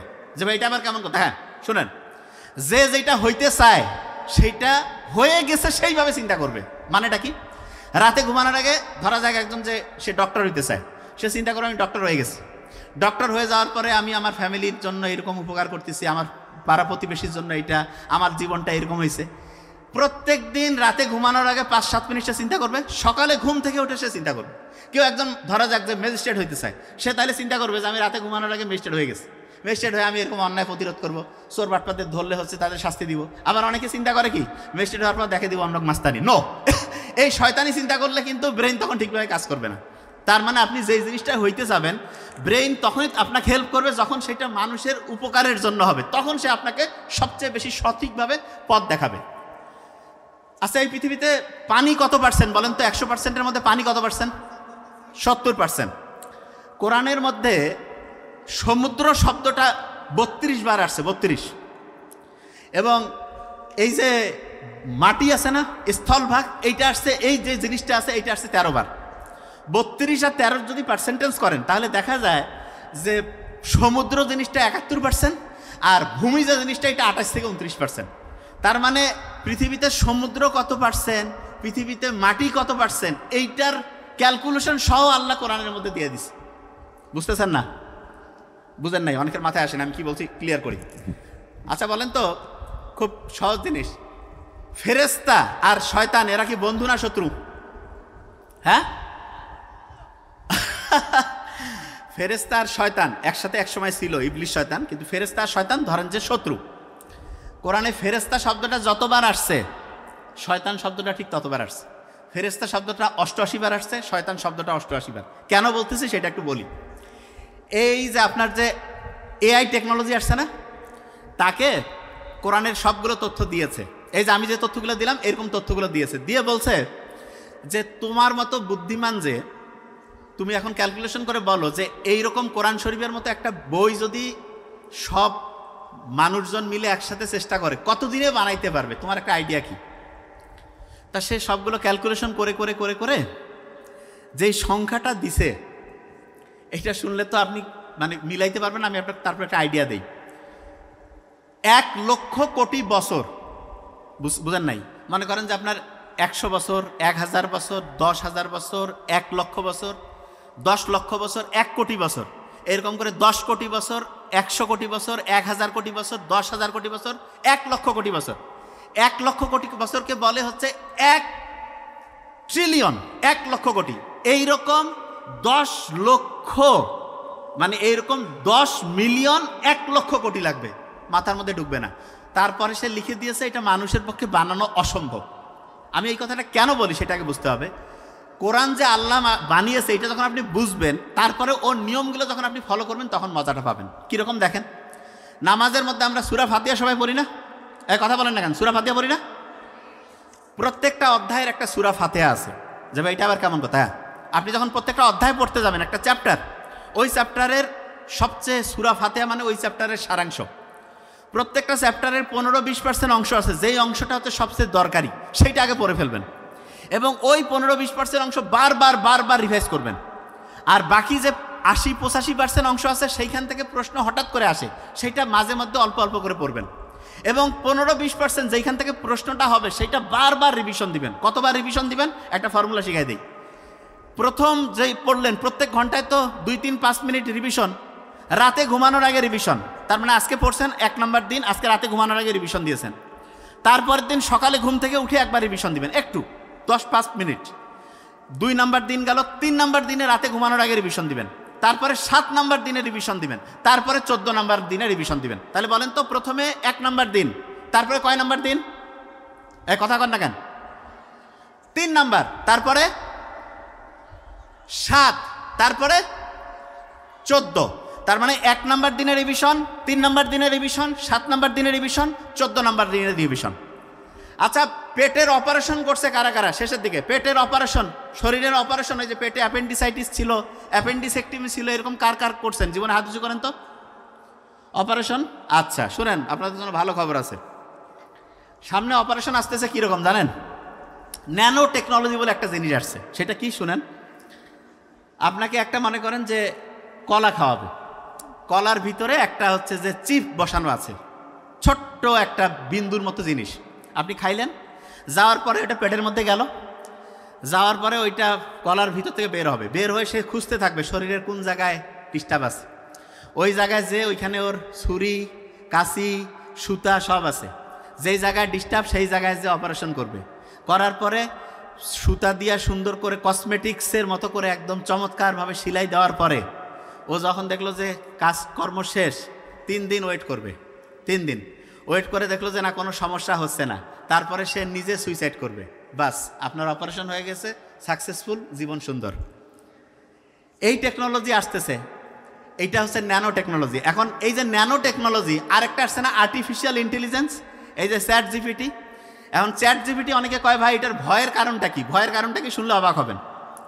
ধরেন কিছু বিজ্ঞানী আছে, ওরা করছে কি জানেন, রোবট বানাই দিয়েছে। রোবটকে বলছে যে দেখো এই এলাকায় যত নোংরা জিনিসপত্র আছে, ফেন্সিডিলের বোতল, তারপরে সিগারেটের খাপা, আজে বাজে যা জিনিস আছে সব কিছু তুমি তোমার ইচ্ছা মতো পরিষ্কার করে একদম ক্লিন রাখবা।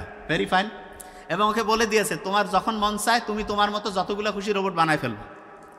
এই এলাকায় মনে করেন যে চোর বাটপা যদি থাকে বেশি, তাহলে ফেন্সিডিলও বেশি থাকবে, বেশি পরিমাণ বিড়ি সিগারেট থাকবে। ও কি করছে, এলাকা সার্চ করে দেখলো, সার্চ করে দেখে ও মনে করছে যে এই এলাকার জন্য 500 হচ্ছে রোবট দরকার। সে কম্পিউটারে, সে নিজে রোবট, কিন্তু সে নিজে রোবোটিং করে 500 রোবট বানায় ফেললো, যে একদিনের রাস্তাটা ঘাট সব ক্লিয়ার। এখন এক শয়তান করছে কি জানেন, যার বুদ্ধি মাথার মধ্যে শয়তানি, সে হচ্ছে সফটওয়্যারের মধ্যে একটু ডিস্টার্ব ঢুকাই দিচ্ছে। সফটওয়্যারের মধ্যে ডিস্টার্ব কি, আশেপাশে যে বাড়িঘর আছে, বাড়িঘরের মধ্যে মনে করেন যে কারো গরু আছে, কারো ছাগল আছে, কারো মুরগি আছে। এ কইছে তুমি সফটওয়্যারের মধ্যে ডিস্টার্ব এমন যে এলাকার যত বাড়িঘর আছে সব বাড়িঘর থেকে এরকম এই যে গরু, ছাগল, ভেড়া, মুরগি, হাঁস এগুলো সব নিয়ে চলে আসবে। কতগুলো লাগবে? ও বলছে হিসাব করে যে ঠিক আছে এরকম 5000 লাগবে। 5000 রোবটাই নিজে বানাই ফেলছে। পরের দিন দেখা যাচ্ছে প্রত্যেক লোক কান্নাকাটি করতেছে। কি হয়েছে? বাড়িতে গরু, ছাগল, হাঁস, মুরগি কিছু নেই। তাই আর্টিফিশিয়াল ইন্টেলিজেন্স খুব ভালো, কিন্তু ওইটা যারা কন্ট্রোল করবে, ওইখানে যদি সফটওয়্যারের মধ্যে শয়তান ঢুকে তাহলে সব শেষ হয়ে যাবে না? আচ্ছা, আপনার কি এইটুকু মাথায় আসছে যে ভাই হ্যাঁ এরকম রোবট যদি থাকে আর যদি শয়তানি করে শেষ? একটা রোবট শয়তানি করলে 5000 বাড়ি, 5000 জায়গা থেকে চুরি বাটপারি করে সব শেষ হবে। এবার চিন্তা করেন তো একটা লিডার যদি এরকম চোর হয় কেমন হবে? হ্যাঁ, বুঝেন নাই? ব্রেনের মধ্যে কিছু নাই না? হ্যাঁ, বুঝেন নাই? তাইলে হয়তো সব বাড়ি থেকে চুরি করা শুরু করে দিবে। আচ্ছা, আপনারা কি বুঝেন যে দৈনিক চুরি করার সবচেয়ে সেরা বুদ্ধি কি? এটা শিখতে হবে আগে। শোনেন, চুরি করার বুদ্ধি কি সেটা বলি। ধরেন যে আপনি কৃষক, শোনেন মন দিয়া, কৃষক, আপনি আবাদ করছেন, আপনি ওই জিনিসটা বিক্রি করতে পারতেছেন না, কম দামে দিয়ে দিলেন। সিন্ডিকেট বানাই দিল, চাউলের ব্যবসায়ীদেরকে বললো যে চাউল কয় টাকা দিয়ে কিনছো? কয় 30 টাকা। কয় 40 টাকা না 50 করো। বলছে স্যার আমরা তো 40 করতে আসছি। কছে আরে বাবা তুমি 50 করো, 10 টাকা করে আমাকে দাও। তাহলে আপনি বাড়িতে ভাত খাচ্ছেন, টাকা কিন্তু চলে গেল ওই জায়গায়। বুঝতে পারেন কিছু? মূর্খ তো বাঙালি যে এই এত পরিশ্রম করার পরও যে উন্নতি হইল না, টাকা যে থার্ড পার্টি খেয়ে ফেলতেছে, এটা কি বুঝতেছেন? বুঝেন নাই। সত্যি কথা বলতেছি আমি। আপনি মনে করেন একটা দোকানে বসে দোকানদারি করতেছেন, 4-5 ভাই মিলে চালান। এক ভাই যদি টাকা শুধু শ্বশুর বাড়ি, মানে জাস্ট বোঝার জন্য বলতেছি, বা অন্য জায়গায় মামুর বাড়ি যদি পাচার করে, আর যদি খালি ওইখান থেকে যতই বিক্রি হোক, দোকান কিছুদিন পর কি হয়ে যাবে? কবে যে ভাই দোকান তো হচ্ছে যে চলতেছে না, চলতেছে কিন্তু লাভ নাই। এই চুরিটা বন্ধ করার জন্য সৎ মানুষকে আনতে হবে। আপনারা তো মূর্খের মূর্খ। এত মূর্খ কেমন? শুনেন, এই শুনেন, আপনি চান না যে আপনার ছেলে মেয়ে ভালো পড়াশোনা, আচ্ছা ছেলে মেয়ে ভালো পড়াশোনা শিখুক, এটা প্রত্যেকে চান কিনা? তাহা কিছু করেন না কেন? প্রত্যেকে চান? আচ্ছা, ভেরি ফাইন। আব্বা আম্মা ছেলে মেয়ে অসুস্থ হইলে ভালো ট্রিটমেন্ট হোক, এটা কারা কারা চান? বুঝাচ্ছি এখনই। আচ্ছা, আপনার হঠাৎ করে বিপদ হয়েছে, আল্লাহ না করুক, আল্লাহ না করুক, আপনি যাতে ইসলামীভাবে হচ্ছে যে টাকা পয়সা একটু হেল্প পান, বিপদ থেকে উদ্ধার হতে সহায়তা পান, এটা কে কে চান? আচ্ছা, এখন আপনি এই যে লিডার মানে কি সেটা বুঝেন না। লিডার মানে এমন কিছু না যে লম্বা হওয়া লাগবে, খুব হেভি কথা বলতে হবে। নো, লিডারের 1 নম্বর বৈশিষ্ট্য হচ্ছে সৎ হইতে হবে, চোর হওয়া যাবে না, সৎ। আর বাপ লিডার, বেটা লিডার, নাতি লিডার, এইটা হচ্ছে সবচেয়ে বড় বাটপারি লিডারশিপের। এগুলো সব ডিলিট করেন, সব ডিলিট। আপনার ভাগ্য আপনি নিজে চেঞ্জ করতে পারেন, বিশ্বাস করেন, আমি সত্যি কথা করছি। এই যে দ্রব্যমূল্যের যে ঊর্ধ্বগতি হয় না, বুঝেন কেমনে হয়? সব চোর বাটপার তোরে বাবা। রাস্তাঘাটে সব জায়গায় টেম্পো স্ট্যান্ড, বাস স্ট্যান্ডে টাকার ট্যাক্স বসাচ্ছে। আমি নিজে ধরছি, আমি বলতে পারি, আমি নিজে ধরছি। আমি যখন মেডিকেলে পড়ি, আমি ধরার পরে পুলিশ আসছে, আমি তখন মেডিকেলে, আমি কিরে ভাই টাকা অনেক দিন আগের ঘটনা। আমি যখন ডিসি অফিসে গেলাম, এক পুলিশ বলছে স্যার আপনি মেডিকেলে পড়ার সময় যে শাওয়ার, আমি গেলাম কী হয়েছে? কয় স্যার আমাদের খেয়াল আছে আপনি ওই ইয়া না? বলছে হ্যাঁ। বলছে স্যার আপনার কী ঘটনা শুনেন। ঘাগট নামে একটা জায়গা আছে রংপুরে, ওইখানে আমি যে নিজে লেখালেখি করতাম, পড়তাম রংপুর মেডিকেলে যখন আমি পড়ি। একদিন দেখতেছি ওইখানে একটা ঘাগটের এখানে একটা ব্রিজ আছে, ওইখানে একজন একটা লাঠি নিয়ে টাকা তুলতেছে, টাকা। তাই একটা অটোতে আসছে বদরগঞ্জের ওই পাশ থেকে, অটোওয়ালার কাছে টাকা নাই, আর সম্ভবত খুবই কঠিন রুগী, তো ওই অটোকে যাইতে দিচ্ছে না। তা আমি বলতেছি ভাই কেন যাইতে দিচ্ছে না? কয় যে না এটা টাকা দেওয়া লাগবে। কেন? কয় যে না টাকা না দিলে হচ্ছে ভিতরে যাইতে পারবে না, বাইরের অটো, ভিতরে ঢুকতে গেলে টাকা দেওয়া লাগবে। আমার কাছে ফোন ছিল, আমি হচ্ছে পুলিশের ওইখানে ফোন দিলাম, দেওয়ার পরে বললাম যে এরকম চাঁদাবাজি চলতেছে, আপনারা চলে আসেন। বলছে ঠিক আছে আপনি থাকেন। এই 20-25 মিনিট পরে আসছে, তারও কম সময়ে আসছে। আসার পরে অটোওয়ালাদেরকে জিজ্ঞেস করতেছে আপনাদের কাছে টাকা চাইছে, অটোওয়ালা কেউ কিছু কয় না। আমি বললাম যে ভাই আপনাদের কাছে চাইলো, অটোওয়ালারা চুপ করে আছে, কিছু বলতেছে না। তারপরে এখন পুলিশ বলতেছে যে কেউ তো সাক্ষী দিচ্ছে না। আমি বললাম ভাই সত্যি কথা কইছে। পুলিশ চুপচাপ আছে। আমি বলছি কী ভাই এরকম হচ্ছে কেন? অটোওয়ালা কেউ কিছু বলে না। তারপরে পুলিশ আমাকে বলতেছে যে আপনি কি আমাদের সাথে যাবেন না থাকবেন? আমি বললাম আমি থাকবো। পুলিশ তারপরে হচ্ছে চলে গেল। আমি ওই ব্রিজ থেকে এই ধরেন যে 70-80 মিটার দূরে আমি যে লেখালেখি করি ওইখানে, ও আল্লাহ এই আধা ঘন্টাও হয় নাই, দেখি যে প্রায় 40-50 জন দূর থেকে বিভিন্ন জিনিসপত্র নিয়ে আসতেছে। আমি বলছি কিরে এরকম, আমি এদিকে একাই বসে আছি আর কেউ তো নাই। ফোন দিলাম পুলিশকে, বললাম যে এরকম একটু আগে আমি দিয়েছিলাম ফোন, তাই এখানে যে আসতেছে। বলছে যে আপনি তো মিস ইনফরমেশন দিচ্ছেন। আমার এখনও খেয়াল আছে। আমি মিস ইনফরমেশন মানে আমি তো সত্যি কথা বলছি। বলছে না। আমি তো বলছি মাস্টার এ তো দেখি এদের লোক মনে হয়, সত্যি কথা। তারপরে আমার যাই হোক, আমার খুব কাছের একজন হচ্ছে সচিব পর্যায়ে ছিলেন, আঙ্কেলকে আমি ফোন দিলাম। আঙ্কেল বলছে তুমি এখনই লাইনে থাকো, আমি ফোন দিচ্ছি। উনি সমস্ত এসপি স্যারকে ফোন দিয়েছিলেন ওই সময়। দেওয়ার পরে এই 5 মিনিটেরও কম সময় ওই ওসির ওইখান থেকে ফোন আসলো, বলছে ঠিক আছে আপনি চিন্তা করেন না, আমরা ফোর্স পাঠাচ্ছি। ওয়াল্লা ওসি ফোন দেওয়ার পরে মানে আমি এইখানে ধরেন যে ওরা ওই যে আর দেখি ওরা আগাচ্ছে না, মানে আসতেছে না, ওই জায়গায় আছে। তারপরে কিছুক্ষণ পরে হচ্ছে গাড়ি চলে আসলো। আসার পরে ওরা আবার দেখলাম যে অনেকজন চলে গেল। ওইখান থেকে ওই যে যারা শয়তানি বদমাশি ওই যে টাকা তুলতেছিল, তাদের মধ্যে হচ্ছে 2 কি 3 জনকে সাথে নিল, নিয়ে বললো যে আপনি আমাদের সাথে চলেন। আমি গেলাম, আমাকে বললো যে আপনাকে মেডিকেলের এখানে নামায় দেই, দেওয়ার পরে চলে গেল।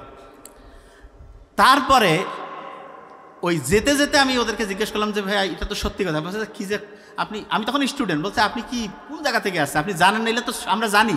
বলছে আপনি জানেন মানে? বলছে আরে ভাই সবাই টাকা খাচ্ছে এইখানকার, আমরা জানি তো, কেউ সাক্ষী দিবে না। আমি বলছি তাহলে আপনারা এই যে এগুলা করতেছে, ভাই সব অভিনয় চলতেছে, সবাই অভিনয় করতেছে যার যার ভূমিকায়, বুঝেন নাই? মূর্খ হইলে যা হয় আসলে, ব্রেইনের মধ্যে কিছু নাই না। তাইলে আপনার এই যে টাকা যে ওই যে চাঁদা যে নিল। আর শুনেন আর একটা জিনিস বলি, রংপুর সিটি কর্পোরেশনে আমরা দেখছি, আমি জানি না এখানে আছে কিনা, অটো রিক্সার লাইসেন্সের জন্য 50-60 হাজার, 1 লাখ, 1.5 লাখ টাকা করে নেয়। এই রিক্সাওয়ালা কেউ নাই বোধহয় এখানে, এবং গরিব লোকের কাছ থেকে টাকা নেয়, নাইলে কয় কি অটোর ওই লাইসেন্স ভাড়া নেয় দৈনিক 50 টাকা 70 টাকা। এবং আমি নিজে কয়েকবার ফোন দিয়েছিলাম, কি ব্যাপার? বলতেছে এটা খুবই দুঃখজনক, যদি আল্লাহ কোনোদিন ভালো লোক নিয়ে আসে অবশ্যই এগুলো চেঞ্জ হবে। একটা লোক গরিব মানুষ, সে রিক্সা চালায়, অটো চালায়, তার কাছে আপনি লাইসেন্স বাবদ দেন 60 হাজার টাকা, এবং সিন্ডিকেট, দালালের সিন্ডিকেট করছেন, অটোর জন্য দেন 1,65,000, 1.5 লাখ টাকা। আমি রেগুলার গরিব লোকের যে কোনো লোকের সাথে কথা বলি যে কী ব্যাপার শুনি তো, হয়তো আমার সিনেমা, আমি মাস্ক পরা থাকি, বলতে এরকম যে স্যার এরকম টাকার ছাড়া কেউ দেয় না। তাইলে এই যে 2 নাম্বারিটা হচ্ছে, অটোওয়ালা রিক্সাওয়ালা সবাই জানেন, কি আপনারা কেউ কিছু বলেন না কেন? কয় দালাল ছাড়া স্যার কাজ হবে না। সব জায়গায় দালাল, এবং দালালি করে কোটি কোটি টাকা বিভিন্ন ওই পৌরসভা, সিটি কর্পোরেশনের লোকজন বানাইছে। তা আপনি কি মনে করছেন যেই দিন সৎ লোক আসবে এগুলো সাইজ করবে না? একটারও এই 2 নাম্বারি টাকা একটা বাস্তব থাকবে না, প্রত্যেকের এই 2 নাম্বারি টাকা শেষ হবে। এই যে 2 নাম্বারি টাকা যারা তৈরি করছে, এরা কি ভালো লোককে আসতে দিবে না খারাপ লোককে? এই চুরি বাটপারি করতে করতে এ কয়েকদিন পর লিডার হয়ে যাবে, কবে যে আমি এখন ভোটর দাঁড়াবো, এবং ও টাকা দিয়ে লিডার ওই যে নমিনেশন কিনে নিয়ে আসে। আমি সত্যি কথাটা বলতেছি, সব পার্টির একই অবস্থা, 2-4টা কম বেশি, বেশিরভাগ পার্টির এই অবস্থায় আছে। এখন কোন পার্টির অবস্থা কি সেটা আপনি বুঝবেন। আমি কোনো ABCD নাম কই না, আমি কোনো পার্টির নাম কই না, যার সাথে মিলবে সে ম্যাচিং করবে। আমার কথা খুবই ক্লিয়ার, যে ভাই তোমার সাথে ম্যাচিং হচ্ছে কিনা তুমি দেখো। আমি সব জায়গায় বলি, কেউ কোনো জায়গায় এসে আমাকে কয় যে ভাই আপনি কোন পার্টি করেন, আমি কই ভাই আমি সৎ যেটা সত্যি, যেটা সেইটার পক্ষে কই। কোনো পার্টির আমি চামচামি করি না, যেটা সত্যি সেটাই কই, সত্যিটা বলবো। এবং মুহাম্মদ সাল্লাল্লাহু আলাইহি ওয়াসাল্লামের যত বৈশিষ্ট্য ছিল তার মধ্যে সবচেয়ে সেরা বৈশিষ্ট্য হচ্ছে অন্যায়ের প্রতিবাদ করা। 1 নাম্বার বৈশিষ্ট্য হচ্ছে এটা। আর আপনি কি করেন? কোন যে না আমি হচ্ছি ভদ্রলোক। কিসের ভদ্রলোক আপনি? অন্যায় দেখেন আপনি চুপ করে থাকেন, আপনি ভদ্রলোক? আপনি হচ্ছেন মিসকা শয়তান। সত্যি কথা কইলাম, এই মিসকা শয়তান গেলের জন্য দেশের এই অবস্থা হয়েছে। হাসিনা যেই সময়, আমি বলি হাসিনা ভালো খারাপ এটা ইতিহাস প্রমাণ করবে। আমি কিন্তু সরকারি অফিসার কখনো কিন্তু ওই যে কিছু বলতে পারে না। আমি একমাত্র আমি ওই যে বেতনের টাকা তুলিও না, ওইটা যা পারে ওই টাকা হইতে থাক। আমার কথা খুবই ক্লিয়ার। আমি একমাত্র, আমি যখন বলতাম আমাকে ডিসি স্যার থেকে শুরু করে নাবিল এগুলো তুমি বলো কী হবে, আমি কী হবে স্যার, আমি তো চাকরি করতেই চাই না, জোর করে করা লাগে আমার, বাড়ি থেকে কয় যে কর। তা মূল ব্যাপারটা হচ্ছে যে কোনো জায়গায় আমি যে সত্যি কথাটা বলি, একদম যেটা সত্যি সেটা। তবে হ্যাঁ, এখানে একটা জিনিস শুনেন, প্রত্যেক পার্টির মধ্যে কিছু ভালো লোক থাকে, কিছু খারাপ লোক থাকে, প্রত্যেক পার্টিতে। এটা শুনেন, যেই দলে ভালো লোকের সংখ্যা বেশি সেই দলটাতে যাইতে হবে। আবার আরেকটা জিনিস শুনেন, যেই দলে ভালো লোক বেশি সেই দলের মধ্যে যে খারাপ কিছু লোক আছে তাদেরকেও জবাবদিহিতার মধ্যে আনতে হবে। আমার পার্টির লোক খারাপ করলেও ভালো, এই মানসিকতা চেঞ্জ করতে হবে। বুঝতেছেন আমার কথা আমি কি বলছি? এই বাংলাদেশ যে ধ্বংসের দিকে যাচ্ছে, এটার মূল কারণ কি জানেন? আপনি আপনার ঠিক ডিসিশনটা যে সময় ভোটে দেন, ঠিক ডিসিশনটা নিতে পারেন নাই। আপনি কি জানেন আপনার আঙ্গুলের যে এখানে যে ছাপ, আঙ্গুলের যে ছাপ, এইটা একজন মানুষের সাথে আর কোনো মানুষের মিলবে না।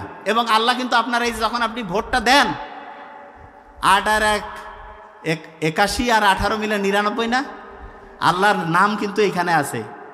ভোটটা যখন দিবেন তখন দেখিয়েন যে শয়তানের পক্ষে দিলেন না ভালো পক্ষে দিলেন না চোর বাটপারকে দিলেন, এই জিনিসটা চিন্তা করে দিয়েন।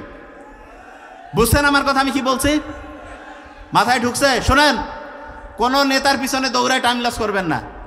কিসের মানুষের পিছনে দৌড়ি টাইম লস করেন? হ্যাঁ, কোনো একটা জ্ঞানের আলোচনা, কোথাও মানুষজন অন্যায়ের প্রতিবাদ করতেছে, মানুষকে সহায়তার জন্য গেছেন, মানুষ বিপদে আছে হেল্প করতেছেন, সেটা ভালো। কিসের স্লোগান টোলোগান দিয়ে পথে পথে কাজ কাম নাই। শোনেন, ওই যে 100 বছর আগে যে বলছিল, ঘটনার মধ্যে তো ঢুকতেই পারিনি, অন্য জায়গায় চলে গেছি। 100 বছর আগে সে লিখে গেছে ওইখানে, কি অসাধারণ, মানে আমার গায়ে কাটা দিয়ে উঠে। বলছে যে প্রথম ধ্বংস করবে হচ্ছে কালচার, ধ্বংস করবে। কালচার কোথা থেকে ধ্বংস হবে? বাড়ি থেকে। বাড়ির বউগুলো বেশিরভাগ দেরিতে উঠে। আমার ছোটো বোনকে আমি কই তুই দেরি, অবশ্য আলহামদুলিল্লাহ উঠে, তাড়াতাড়ি উঠে, কোনো খাতির করি না। আমার বোন বউ, আমার নিজের লোককে তো আমি আগে ধরি যে তাড়াতাড়ি ঘুম থেকে উঠা লাগবে। আমার ছোটো বোন ও অফিসার, যতই অফিসার হও, বাড়ির বউ মেইন কাজ করা লাগবে, খাবার দাবার রেডি করা লাগবে, এটা তোমার কাজ, এটা অন্য করার কাজ হবে না। তুমি এখন প্রফেসর হও, পিএইচডি ডিগ্রি হও, বাংলাদেশে প্রাইম মিনিস্টার হও, কিছু যায় আসে না, বাড়ির খাবার তোমার বানাইতে হবে। এইটা প্রত্যেকের বাড়িতে নিয়ম হবে, প্রত্যেকে এই নিয়মটা করবেন। বুঝাইতে পারছি? প্রত্যেকে। এবং শোনেন, বাড়িতে আব্বা আম্মার সাথে সম্মান সূচক আচরণ। শোনেন, বাড়িটা ধ্বংস করলো কিভাবে? বাড়িতে আব্বা আম্মার সম্মান নাই, এটা খুব খারাপ জিনিস। আমি আপনাকে বলতেছি ক্যামেরার সামনে, আমার আব্বা আলহামদুলিল্লাহ, আমার আব্বা কেন এটা আমি চিন্তা করি, আব্বার কি রহমত। আমার দাদি বলে গেছে যে তুই দুধ ভাত খাবি। আমার আব্বা কিন্তু জীবনে খুব যে বড় কিছু করছে তা না, কিন্তু আমি দেখি আমার আব্বা যে পরিমাণ টাকা পয়সা আব্বার কাছে থাকে, এটা বড় বড় শিল্পপতি তাদের কাছে কেন? কারণ আমার ছোট ভাই ওই যে আছে নোবেল, ওর পুরা টাকাটা কিন্তু আমাদের আব্বার কাছে থাকে। এবং আমার টাকা যখন যেটা বেশিরভাগ থাকে আমার কাছেও থাকে কিছু, কিন্তু ওর পুরা টাকাটা কিন্তু বাসায় থাকে আব্বার কাছে।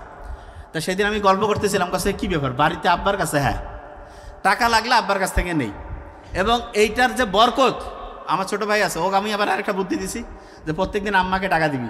আম্মা আবার অল্পতেই দোয়া করে খুব, আর প্রত্যেকদিন বোধ হয় আম্মাকে 2000 না 3000 ভাই কি একটা সিস্টেম আছে এখন, প্রত্যেকদিন 2000। ওই যে রুগী দেখে একটা পার্সেন্টেজ আম্মাকে দেয়। আমি বলছি খালি আল্লাহর রহমত, যাক আল্লাহ, খালি হইতে থাকবে।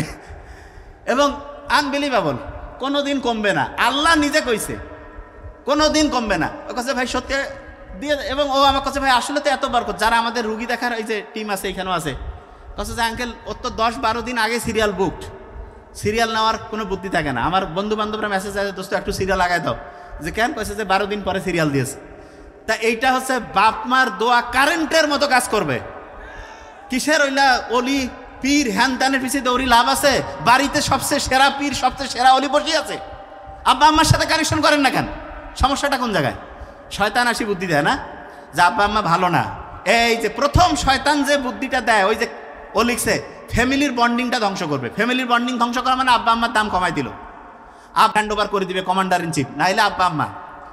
এবং ফ্যামিলিতে ভাইয়েরা যারা থাকেন, শোনেন, মূর্খ তো সব ভাই, 3, 4, 5 ভাই আছে না, যত ভাই তত ঠাই, এটা ফালতু কথা। ভাইয়েরা একসাথে থাকবেন। সারা পৃথিবী কন্ট্রোল করে যে কয়েকটা ফ্যামিলি, তার মধ্যে একটা ফ্যামিলির নাম হচ্ছে রথচাইল্ড ফ্যামিলি। দেখেন, ওরা কইছে ফ্যামিলি আলাদা করা, ওরা ফ্যামিলি একসাথে থাকে, সারা দুনিয়ার টাকা পয়সা ওরা কন্ট্রোল করে। ওয়ালটন ফ্যামিলি আমেরিকায়, সারা দুনিয়া কন্ট্রোল করে, ওরা আবার ফ্যামিলি একসাথে। আর আপনাদের কি কইছে বিয়ে হয়েছে আলাদা? কেন রে বাবা? ইসলামে অনেকে আবার শরীয়ত দেখে, আমি শরীয়ত ভালো করে বুঝি, কার সামনে কে আসা যায় যায় না সেটা আমরা জানি। আপনি আপনার ওয়াইফ, যে আমরা ইসলাম বুঝি না, যে স্বাভাবিকভাবে যেটা প্রকাশ হয়, চেহারা দেখা গেল, খাবার সময় মা দিল, মা তো সবার সামনে আসতে পারে, তারপরে চাচি আছে না, বাড়িতে কি কয় যে ভাই পর্দা, আরে বাবা পর্দা আমরা বুঝি না, পর্দা কিভাবে করতে হয় জানি না আমরা, শয়তানি তো অন্য জায়গায়। তুমি বাড়িতে সকাল 10টা পর্যন্ত ঘুমাবা, শ্বশুর শাশুড়ি থাকলে তো এটা করা যাবে না, মাথা তো গরম হয়ে যাবে, এই তো কী ব্যাপার এতক্ষণ পর্যন্ত ঘুমাচ্ছে, এই দিকে আন্দাম লাগিয়ে গেল। আমি তো প্র্যাকটিক্যাল জানি জিনিসগুলো, এই জায়গাগুলো থেকে বের হইতে হবে। এগুলো ফ্যামিলি থেকে যখনই এগুলো বন্ধ হয়ে যাবে, ভাই ভাই যখন সবাই এক জায়গায় থাকবেন, টাকার বরকত অবাক হয়ে যাবেন।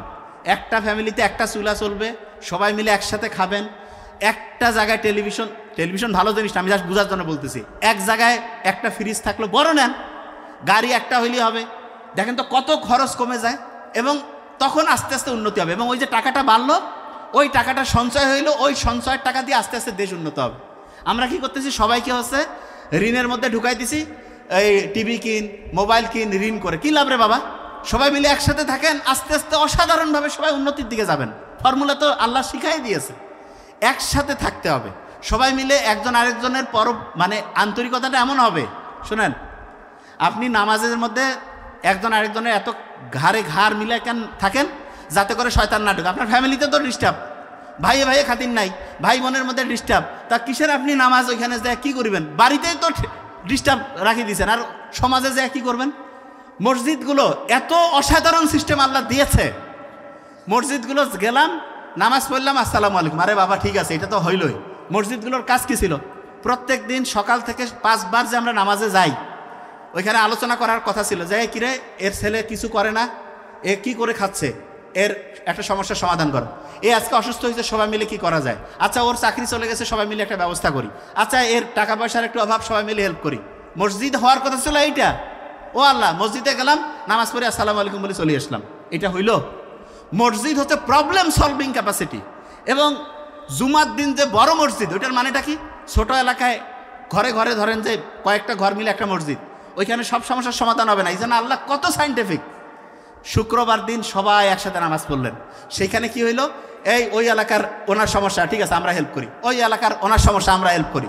ইসলাম কি অসাধারণ জিনিস দেখাই দিল। আর মসজিদের মধ্যে যে আমরা কোনো প্রবলেম সলভিং আলোচনা নাই। আমি আমার আব্বাকে বলি যে আব্বা তোমরা এলাকার যারা গাঁজাখোর ধান্দাবাজ এগুলো নিয়ে একটা দিন প্রোগ্রাম করো কেন? আমার নিজের আব্বা হ্যাঁ কয় এগুলা তো পুলিশের কাজ। আমি বলছি কিসের পুলিশের কাজ? এবং দেখবেন ঢাকা ইউনিভার্সিটিতে যে ওই যে যারা খুব ভালো কাজ করতেছে আলহামদুলিল্লাহ, বলছে না যে এই যে মদখোর তারপরে নেশাখোর এদেরকে সরাবে, এই ভালো কাজ করতে গেলে অনেকে এসে কি কবে জানেন, ভাই এটা তো ওনাদের কাজ না, এটা হচ্ছে পুলিশের কাজ, অমুকের কাজ। এরা হচ্ছে সবচাইতে বড় নিমকা শয়তান। এই শয়তান থেকে বাঁচতে হবে। শুনেন, ভালো কাজের সময় নিয়ম, খারাপ কাজের সময় কোন নিয়ম? পুলিশ যদি কাজ করতো, বিভিন্ন কারণে পুলিশ কাজ করতে পারে না, পুলিশের সাথে আমার তো কথা, আমার নিজের মধ্যে আছে তো অনেক বন্ধু বান্ধব, কয় দোস্ত কি কাজ করবো, উপর থেকে কয় যে ছাড়ি দাও, এ কয় ছাড়ি দাও, ও কয় যে ভাই একটু দেখো স্যাক্রিফাইস করো। তাহলে কি করলে ভালো হয়?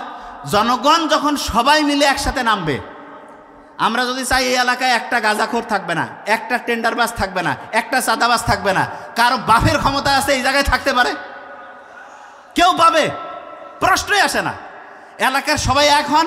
এবং মসজিদ কমিটিরও তো সমস্যা আছে, কি সেটা বলি? সুদের ব্যবসা করে ধান্দাবাজ, বানিয়ে দিছে কমিটির চেয়ারম্যান। কেন রে বাবা, টাকার কি এত অভাব পড়ছে? হ্যাঁ, আছে না? এবং আমি আমার আব্বাকে বলি যে আব্বা তোমরা বিভিন্ন জায়গায়, আমি বললাম যে কয়েছে এখন ভালো হবে। আচ্ছা ভালো হয়েছে? কষ্ট যে ভালো বানানোর জন্য খুব চেষ্টা চলতেছে, আমি বলছি ভালো বানানোর জন্য মানে কি চেষ্টা করে, ওকে পদ দিলে সে হচ্ছে একটা মসজিদ কমিটির পদে আছে, এই জন্য খারাপ কাজ ছাড়বে। আমি কই যে এরকম খারাপ কাজ ওই ছাড়তো তাহলে ইবলিশ শয়তান আল্লাহর সাথে ছিল, ফেরেশতার সাথে, শয়তানি ছাড়ছে হয়? ইবলিশ শয়তান কোন জায়গায় ছিল? শয়তানি ছাড়ছে? এই কথা কন না কেন? বুঝেন না আমি কি বলতেছি? শোনেন, সারাটা দেশ আমরা চেঞ্জ করতে পারি যদি আপনি যদি চেঞ্জ হয়ে যান, যে আমি সব বুঝবো রে বাবা, কে ভালো কে খারাপ, চোর বাটপারের সাথে কোনো খাতির রাখবো না। যে 2 নাম্বারি করে, চুরি করে, ঘুষ খায়, মানুষকে ঠকায়, 2 নাম্বারি করে টাকা পয়সা ইনকাম করছে, তার সাথে অত মিষ্টি মধুর কথা কেন রে বাবা? হ্যাঁ দেখা হয়েছে এমনিতে আসসালামু আলাইকুম, কিন্তু ও আবার প্রধান অতিথি বানিয়ে থুইছেন কি কারণে? পয়সার ধান্দা। তা আপনিও তো বড় চোর রে বাবা। প্রোগ্রাম বন্ধ করে দেন। সবচেয়ে সৎ লোক দিয়ে প্রোগ্রাম করতে পারলে করবেন, না হলে প্রোগ্রাম বন্ধ। আমি যে কোনো প্রোগ্রামে যাওয়ার আগে কই যে আমার প্রোগ্রাম নেওয়ার ক্ষেত্রে আমাদের যে টিম আছে, আমি আগে কই যে যারা করতেছে তাদের একেবারে স্ক্যান করি। কোনো জায়গায় কোনো চোর বাটপার গুন্ডা বদমাশ থাকলে আমি যাবোই না, যে ভাই এটা কেমন কথা। আগে আমি গোটাল দেখি একদম, যে এখানে কে আছে, চুরি আছে নাকি ভালো লোক আছে। মানে ওই যে বাটপার আসিয়া থাকবে আর আমি এখানে যাবো, নো, কখনো এটা হবে না। ভালো লোকজন টাকা দিয়ে যদি সব কিনা যাইতো তাহলে তো দুনিয়া ভালো দাম কি? ভালো মানুষজন তো এইভাবে ধ্বংস হয়ে গেছে। একজন একটা 5 লাখ টাকা দিল, 10 লাখ টাকা দিল, যায় ওর সাথে একটা কাজ করে দিল। কেন রে বাবা? এটা ভুলেও করা যাবে না। পড়াশোনা যারা করছেন, যারা সৎ লোক, পড়াশোনা করলে যে সৎ তা না, যারা সৎ তাদের একটা জিনিস মাথায় রাখতে হবে, আপনার সততার দাম সারা পৃথিবীর সব কিছুর চাইতে বেশি, সব কিছুর চাইতে বেশি। আমি বলতেছি কখনোই এইটাকে নষ্ট করতে দিবেন না যে টাকা। আর আরেকটা জিনিস, অনেকে আছে না, একজন সফল হয়েছে না ব্যর্থ হয়েছে এটা মাপি টাকা দিয়া, যে আর টাকা বেশি। বন্ধু সুইপার আছে না, সুইপার খারাপ জিনিসটা আমি জাস্ট বোঝার জন্য বলতেছি। একটা হচ্ছে টয়লেট পরিষ্কার করলে 500 টাকা পায়, তা দিনে যদি সে 3টা বা 4টা পরিষ্কার করে 2000, মাসে 60,000। বিসিএস অফিসার প্রথমে ঢুকে পায় ধরেন 40,000, তার বিসিএস অফিসারের চাইতে তো ওইটাই ভালো, ঠিক না? টাকা দিয়ে যদি সব কিছু পরিমাপ করেন হবে? মোটেও এটা করবেন না। জিনিসটাকে আমি বুঝাইতে পারছি? মাথায় ঢুকছে? শোনেন, ভালো লোক এইটার কোনো বিকল্প নাই। কোন লোক? ভোট যখন দিবেন আল্লাহর নামের কথা একটু খেয়াল করবেন, যে আল্লাহ কি বলছে সেই জিনিসটা একটু খেয়াল করবেন, তারপরে ভোটটা দিবেন। ডায়াবেটিস কাদের কাদের আছে? হাত উঁচু করেন তো। ডায়াবেটিস, ওরে বাবা শোনেন, যাদের ডায়াবেটিস আছে, ডায়াবেটিস বানানটা ইংরেজি কি দিয়ে শুরু? ডি। ডি দিয়ে একটা আগে খুব হইতো ডায়রিয়া আছে না, ডায়রিয়া। ডায়াবেটিস রোগের যদি ডায়রিয়া হয় তার সামনে আর 2টা ডি আছে, একটা হচ্ছে ডক্টর আর একটা হচ্ছে ডেথ। ডায়াবেটিসের রোগী ডায়রিয়া হয়েছে, একদম এমবিবিএস থেকে শুরু করে যারা ডক্টর তাদের কাছে যাবেন, নিজে বাসায় মাস্তানি করে স্যালাইন ট্যালাইন বেশি খাওয়ায়, কম বেশি করে, একদম আল্লাহ না করুক একদম ডেথ। ডায়াবেটিসের রোগী কখনোই ডায়রিয়া হইলে বাসায় নো ট্রিটমেন্ট, ডক্টরের কাছে যাবেন, ডক্টর দেখে যেই অনুযায়ী দিবে আপনি প্লাস মাইনাস বুঝবেন না। আমি খালি যেইটা বললাম সেইটুক, বেশি মাস্তানি করলে শেষ হয়ে যাবেন। আমার খুব কাছের বন্ধুর, মানে আমার ছোট ভাইয়ের বন্ধুর হচ্ছে যে বাবা এরকম করে মারা গেছে। আমার এত কষ্ট লাগছে, আমি ওই সময় মানে ছিলাম না যে যা হেল্প করব, জাস্ট ভুল মানে হচ্ছে যে একটা ইয়ার কারণে মারা গেছে। আল্লাহ, যদি উনি অন্য ধর্মের যাই হোক, কিন্তু হচ্ছে যে ভালো লোক ছিলেন। যে জিনিসটা বলতেছিলাম, জন্ডিস কারো কারো হয়েছে, জন্ডিস। আচ্ছা একটা জিনিস বলি, জ্বর হইলে কি খান আপনারা? জ্বর, হ্যাঁ, যদি কারো জন্ডিস হয় আর ওই সময় যদি তার জ্বর হয়, প্যারাসিটামল খাইলে কলিজা আছে না, লিভার একেবারে পচিয়া ব্রেন নষ্ট হয়ে যেতে পারে। এই জন্য যার জন্ডিস ওই সময় যদি তার জ্বর হয়, ভুলেও প্যারাসিটামল খাবেন না, হারাম। হারাম বলতে বোঝাচ্ছি একেবারে ব্রেনের জন্য, শরীরের জন্য ধ্বংস, ভুলেও এটা করবেন না। ওই যে অনেকে কয় না যে ওষুধের দোকানে গেলাম, ডাক্তার কইল ওই প্রেসক্রিপশন দেখে দেখি তো ডাক্তার হয়ে গেছে। শোনেন, ওষুধ কোন জায়গায় দেওয়া যাবে এটা সবাই জানে, কোন জায়গায় দেওয়া যাবে না এটা হচ্ছে ডাক্তারই। কোন জায়গায় যাবে না সেই জায়গায় যদি ওষুধ দেয়। আমার এক বন্ধু আছে, চেয়ারম্যানের এক ছেলে, তার হচ্ছে ভাগিনা এরকম, আমি যখন মেডিকেলে পড়ি এরকম জন্ডিস হয়েছে, জ্বর ছিল, প্যারাসিটামল খাইছে, 4-5 দিন খাওয়ার পরে কমে নেয়, ওষুধের দোকানদারের কাছে গেছে, দোকানদারের কাছে ডোজ আরও বাড়ে দেয়, বেশি করে প্যারাসিটামল দিছে। সন্ধ্যার পরে হচ্ছে যে অবস্থা খারাপ, কয় যে দোস্ত কী হয়েছে, মাথা টাথা কিছু বুঝতেছি না। তার হচ্ছে লিভার আছে না, লিভার হচ্ছে সহজ করে বলি পচে গেছে, পচে ব্রেন ধ্বংস করে ফেলছে। ওই রাতটাই পার হতে পারেনি, তার আগে মারা গেছে। আমি সবসময় প্র্যাকটিক্যাল যেটা ঘটে সেটা বলি। শোনেন, আল্লাহ আমাদের যে বানাইছে না অন্যরকম, আল্লাহ তো খুব পছন্দ করে আমাদের। ভুল করব আমরা, ঠিক রাস্তায় আসব, এবং আল্লাহ এমন অসাধারণ, যারা যে কোনো কারণে খারাপ রাস্তায় গেছেন, যেই খারাপের রাস্তায় যান, বুঝেন না 99-এর শক্তি, আল্লাহর পবিত্র নামের শক্তি এমন, আপনি জাস্ট 3টা সপ্তাহ যদি কষ্ট করেন, যে কোনো খারাপ অবস্থা থেকে আপনি ফিরে ভালো অবস্থায় আসতে পারবেন, যে কোনো খারাপ অবস্থায়। তাহলে কাজটা কি সেটা বলি। যেই রকম হচ্ছে নেশার মধ্যে আছেন, এইটার জন্য শোনেন, প্রথম সপ্তাহ খুব কষ্ট হবে, 1 সপ্তাহ কষ্ট করতে হবে। কেন? কারণ ওই যে 2 নাম্বারই করছেন, দুনিয়া একটা শাস্তি তো হবে। আর একটা জিনিস, আব্বা আম্মার সাথে খারাপ ব্যবহার করলে কিয়ামতে তো কি আছে সেটা তো গেলেই বুঝা পাবেন। জাহান্নামে যাওয়ার আগে আল্লাহ দোজক দেখাই দিবে ভালো করে, যে দেখ বিশ্বাস হয় কিনা। কবে আল্লাহ বিশ্বাস দিচ্ছে। জাহান্নামে যারা যাবে প্রত্যেকে বিশ্বাস করেই যাবে, মানে বুঝেন নাই, যাওয়ার আগে কবে আল্লাহ একটু মাফ করে দাও, কোনো বুদ্ধি নাই, পার হয়ে গেছো, এখন ঢুকো। আর আব্বা আম্মার সাথে বেয়াদবি খারাপ ব্যবহার করলে দুনিয়ায় সেটার শাস্তি পাবেন, আর যদি ভালো কাজ করেন দুনিয়া আল্লাহ রহমত করবে।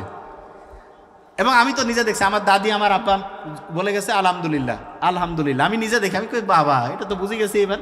তাহলে মেকানিজম হবে অ্যাকশন তো বোঝা গেছে যে আব্বা আম্মার দোয়া, সবারে আব্বা আম্মা যার, হ্যাঁ আল্লাহ না করে আব্বা আম্মা নাই, তাহলে আত্মীয় স্বজনের মধ্যে যারা আব্বা আম্মার খুব কাছের ছিল তাদের সাথে ভালো সম্পর্ক রাখেন। আর একটা জিনিস যেটা বলছে, 3 সপ্তাহের মধ্যে প্রথম সপ্তাহ কষ্ট হবে কারণ খারাপ কিছু করছেন, দ্বিতীয় সপ্তাহে আস্তে আস্তে কষ্টটা কমবে, তৃতীয় সপ্তাহে মনে হবে এত খারাপ কাজে আমি কিভাবে ছিলাম, ওই আফসোসটা হবে তৃতীয় সপ্তাহে, এবং আস্তে আস্তে খারাপ জিনিসটা আর ভালোই লাগবে না, মনে হবে যে এটা থেকে একদম নিজেকে দূরে সরাই ফেলি। তাহলে আমরা একদম শেষের দিকে আসছি। সামেন, সবচেয়ে দামি একটা খাবার বলছিলাম, মধুর সাথে কি মিশাইতে হবে বলেন দেখি, কে? হ্যাঁ, টক দই, মধুর সাথে টক দই। আচ্ছা বলেন তো, মধুর সাথে টক দই মিশাইলে ওইটা সবচেয়ে ভালো হবে। রাতে ঘুমানোর আগে চিন্তা করবেন যে ইনশাল্লাহ আমি যেটা হইতে চাই হয়ে গেছি, সকালে ঘুম থেকে উঠে যেটা হইতে চাই হয়ে গেছি। রিভিশন দিবেন 1 নাম্বার দিন, 3 নাম্বার দিন, 7 নাম্বার দিন, 14 নাম্বার দিন, আরও আছে। অনেকে কয় না এ স্মার্ট না, একটা ইন্টারেস্টিং জিনিস বলি। আপনার কানটা ধরেন তো, কানের লতির সাথে আপনার যে শোল্ডার আছে না, শোল্ডার ঘাড়, এইটার দূরত্ব যত বেশি তত আপনি স্মার্ট, তত আপনি কনফিডেন্স। আমরা যে বসার সময় কই না যে একটা স্মার্ট হইতে বসতো, স্মার্ট, যদিও আমি এইটা মাইকটা খুসর মুসর করতেছে কারণ আমি ডাকতে গেলে টাইম লস হবে, এই জন্য আর ডাকতেছি না। এই যে আপনি যখন বসবেন আপনি খেয়াল করবেন, এই যে কানের লতি এবং শোল্ডার, এই দুইটা যত দূরত্ব বেশি তত আপনি স্মার্ট। চেষ্টা করবেন। আচ্ছা বুঝতে পারছি। আরবিতে দেখেন না, অ্যাটেনশন, এইটা আর এইটা। অনেকে কয় না চেহারা সুন্দর করব, আছে, কিন্তু চেহারা সুন্দর করার জন্য প্লাস্টিক সার্জারি আছে না, ছোট্ট একটা কাজ করে। ছোট্ট কাজ কি জানেন? আপনার যে উপরের যে ঠোঁট আছে না, ঠোঁট আর এই যে চোখের যে নিচের লাইন, এইটার মধ্যে একটা দূরত্ব আছে, এইটার একটা স্পেশাল রেশিও আছে। ওই রেশিওটা যদি ঠিক করে দেওয়া যায়, বাস আপনি গেম চেঞ্জ হয়ে যাবে। তখন দেখা যাবে আপনার চেহারা চেঞ্জ হয়ে গেছে। আচ্ছা, হজ করতে মানুষ কোথায় যায়? বিজ্ঞানীরা সেদিন পড়লাম, যত পরী খেলে অবাক হয়ে যায়।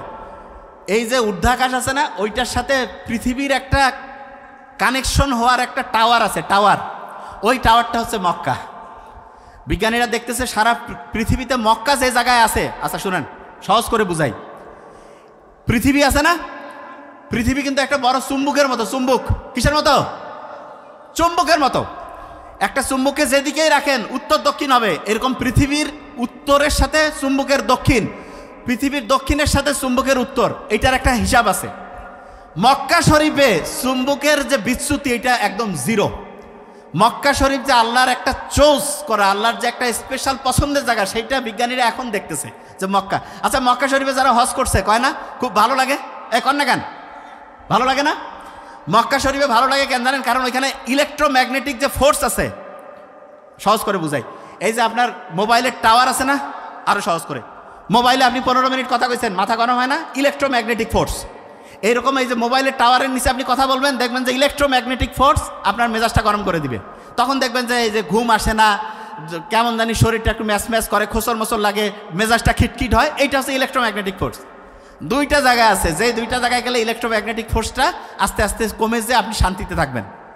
তার মধ্যে একটা হচ্ছে কি জানেন? মক্কা শরীফ তো বলছি, আরেকটা হচ্ছে সমুদ্র সৈকত।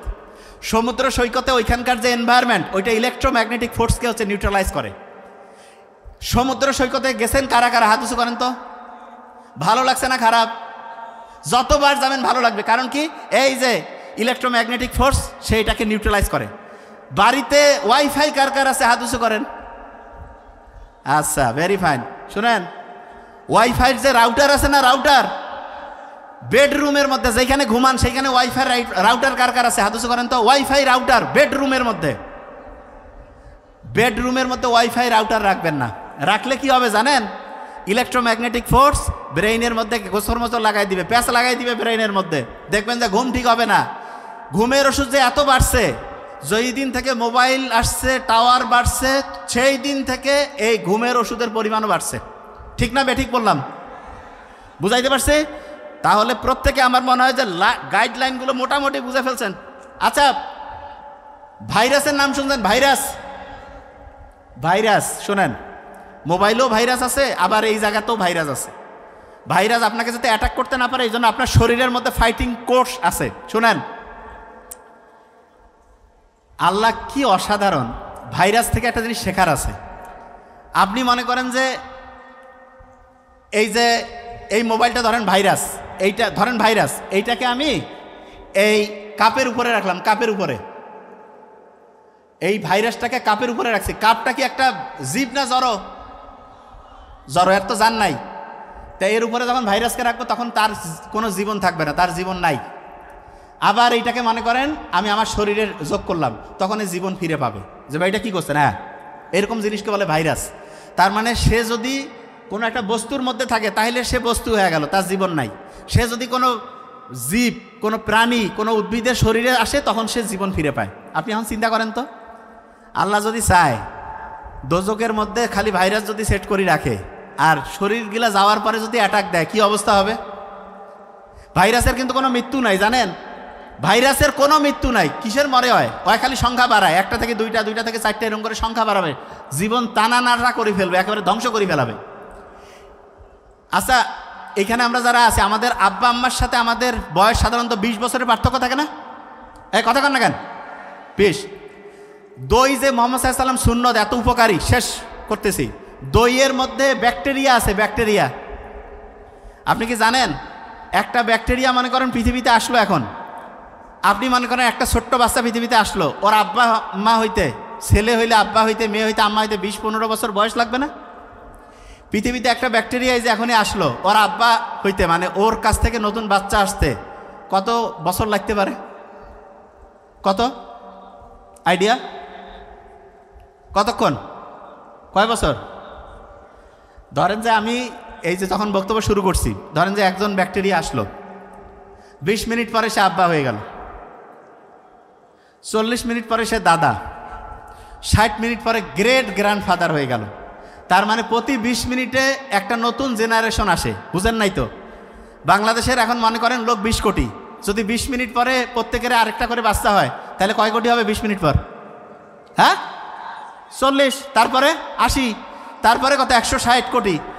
ব্যাকটেরিয়া 20 মিনিটে আগে পৃথিবীতে আসলো, 20 মিনিট পরে সে আব্বা হয়ে গেল, 40 মিনিট পরে দাদা হয়ে গেল, 60 মিনিট পরে পরদাদা হয়ে গেল। আমরা আমাদের বাচ্চা কাচ্চা নিয়ে অনেক সময় অহংকার করি না?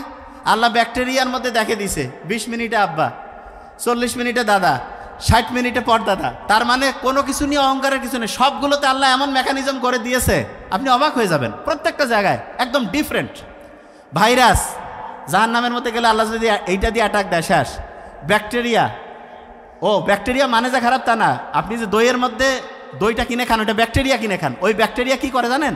আপনার শরীরের ভিতরে, শোনেন, আপনার শরীরের ভিতরে কিন্তু হচ্ছে খাবার হজমের জন্য ওই দইয়ের ব্যাকটেরিয়াটা উপকারী। ঠিক তেমনি করে আমরা জমি চাষ করি না, যারা ফার্মার কৃষক আছেন, ওনারা যে ওই যে জমি চাষ করার মানে কোনো কিছু বপন করার আগে যে চাষবাস করেন, ওটা কেন করেন জানেন? ওইখানে যে ব্যাকটেরিয়া আছে সে যাতে আরাম করে থাকতে পারে। ব্যাকটেরিয়া যদি এক জায়গায় আরাম করে থাকে তাহলে ওই জায়গায় ভালোভাবে হচ্ছে খাবার তৈরি হওয়ার জন্য যে ফসল উৎপাদন সেটা ভালো হবে। আপনি মনে করতেছেন আপনি বীজ দিলেন, পানি দিলেন, উপর থেকে সূর্যের আলো আসলো, জিনিস হবে, ঘন্টু হবে। ব্যাকটেরিয়া না হলে কিছুই হবে না। আল্লাহ খাবার দাবারের জন্য দেখেন আল্লাহ কি অসাধারণ। ব্যাকটেরিয়া যেই কাজটা করে এই কাজটা আমরা অন্য সারটার দিয়ে যদি করতে চাই তারপরও আমরা ওর মতো ন্যাচারালি করতে পারবো না। আমার কথা কি বুঝাইতে পারছি আমি? তার মানে মাটিতে যে আপনার ফসল উৎপাদন হচ্ছে, এইটার জন্য আল্লাহর রহমত হিসাবে 24 ঘন্টা প্রতি মুহূর্তে কাজ করতেছে ব্যাকটেরিয়া। তা আমার মতে প্রত্যেকটা জিনিস এরকম সায়েন্টিফিক্যালি আমরা যদি বুঝতে পারি, এবং এখানে যে অভিভাবকরা রয়েছেন, শোনেন, লাস্টের 2-3 মিনিট আগে, এই ওঠা যাবে না, এই থামেন, সবচেয়ে দামি কথাগুলো আমি শেষে বলি। খাতা কলম আমার স্পিচে আসার আগে অবশ্যই খাতা কলম আনবেন, সব তো খেলা হারিয়ে ফেলাবেন। 80% যাইতে যাইতে শেষ। এখন আবার রিক্যাপ করে দিই, শুনেন। কোন কালি দিয়া লিখবেন? নীল। একটানা সর্বোচ্চ কতক্ষণ পড়বেন? হ্যাঁ, 20 থেকে 25 মিনিট, সর্বোচ্চ 25। প্রত্যেক ঘন্টায় কয় মিনিট রিভিশন? এই তো দেখেন, ছোট বাচ্চাগুলোর ব্রেইন অ্যাক্টিভ আছে, এইলা খাঁটি ব্রেইন। আর বড় যত হয়েছে তত ধ্বংস, কারণ এই যে পিওর। Very nice, congratulation. 5 থেকে 7 মিনিট, 3 থেকে 5 মিনিট প্রত্যেক ঘন্টায় রিভিশন। 1 নাম্বার দিনে রিভিশন, তারপরে কয় নাম্বার দিনে? Very fine. তারপরে 14। প্রত্যেক চ্যাপ্টারের সূরা ফাতিহার মতো কত % অংশ আছে? 15 থেকে 20। 15 থেকে, প্রত্যেকটা চ্যাপ্টারে 15 থেকে 20% আগে পড়বেন, তারপরে বাকি পড়া পড়বেন, এবং কন্টিনিউয়াস রিভিশন। আপনি যেটা হইতে চান সেইটা হবেন না হয়ে গেছেন, সেইটা। বাপ মার সাথে সম্পর্ক কেমন? হ্যাঁ, সব ভাই একসাথে থাকবেন না আলাদা? আর বাড়ির যত মা আছে, খালা, সকাল 10টায় উঠবে না 12টায়? 10টায় উঠবে, মূর্খ। ভোর 5টা 6টা সকালে উঠা লাগবে। কাম কি? যত বড় অফিসার হোক, বাড়িতে কাজ করি খাওয়া লাগবে। এটার কোনো অল্টারনেটিভ নেই। এটা একেবারে প্র্যাকটিক্যাল কথা, সবার জন্য, প্রত্যেকের জন্য। হ্যাঁ, এখানে একটা জিনিস বলি, অনেকে মনে করে আমি বোধহয় একটু মা ভক্ত বেশি। মা ভক্ত তো অবশ্যই বেশি, তবে আমি একটা জিনিস বলি, হাজব্যান্ডদের জন্য একটু বলি। অনেক আমার কমেন্ট আসে তো, কয় এই লোকটা খুব গ্যাঞ্জাম লাগিয়ে দিছে। হাজব্যান্ডের জন্য বলি একটা জিনিস, ওয়াইফ যত টাকা ইনকাম করুক, জীবনে ওয়াইফকে জিজ্ঞেস করবেন না যে তুমি কয় টাকা। আমি আমার ওয়াইফের ক্ষেত্রে বলে দিলাম, তো নাইলে তো হয়তো কমেন্ট করতে পারবে। জীবনে আমি জিজ্ঞাসা করি না যে তুমি কত টাকা বেতন পাও, কি। জীবনে আমি কেন, আমি একটা ছোট লোক, ওর টাকা ওই যা পারছে করুক। এবং আপনার ওয়াইফের যত টাকা ইনকাম করুক, হাজব্যান্ড হিসেবে আপনার দায়িত্ব তাকে টাকা দেওয়া। তবে হ্যাঁ, এখানে আপনার কোটি টাকা দেখে আপনি বিশাল বেশি টাকা দিবেন। টাকা দেওয়ার ক্ষেত্রে আমার হিসাব আছে। আপনি আপনার বাচ্চাকে আন্দাজে টাকা দিবেন, ধ্বংস হয়ে যাবে। যেই টাকা লাগে তার চাইতে 20% কম দিবেন। মানেটা কি? লাগে 10,000, 8,000 দিবেন। লাগে 5,000, 4,000 দিবেন। যে ভাই এটা কি? কাজ করো, ভালো পরিশ্রম করো, ভালো ব্যবহার করো, অন্যের সাথে চমৎকার আচরণ করো, আস্তে আস্তে বোনাস পাবা। আর আপনারা কি করেন? লাগবে 10,000, দিয়ে দিলেন 12,000, 20,000। ধ্বংস হয়ে যাবে।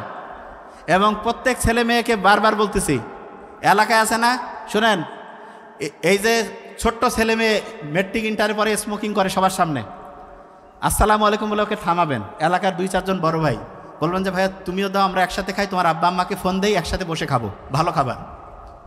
প্রত্যেক এলাকা থেকে যদি আমরা এটা শুরু করি, একটা ছোট্ট বাচ্চার ক্ষমতা আছে, ওই সিগারেট খাইতে পারে। আর কীভাবে সিগারেট খায়? কিসের ফ্রিডম? আমি ছোটো বাচ্চার ফ্রিডমে বিশ্বাস করি না, অত কোনো বুদ্ধি নেই। আর ফির কিসের ফ্রিডম?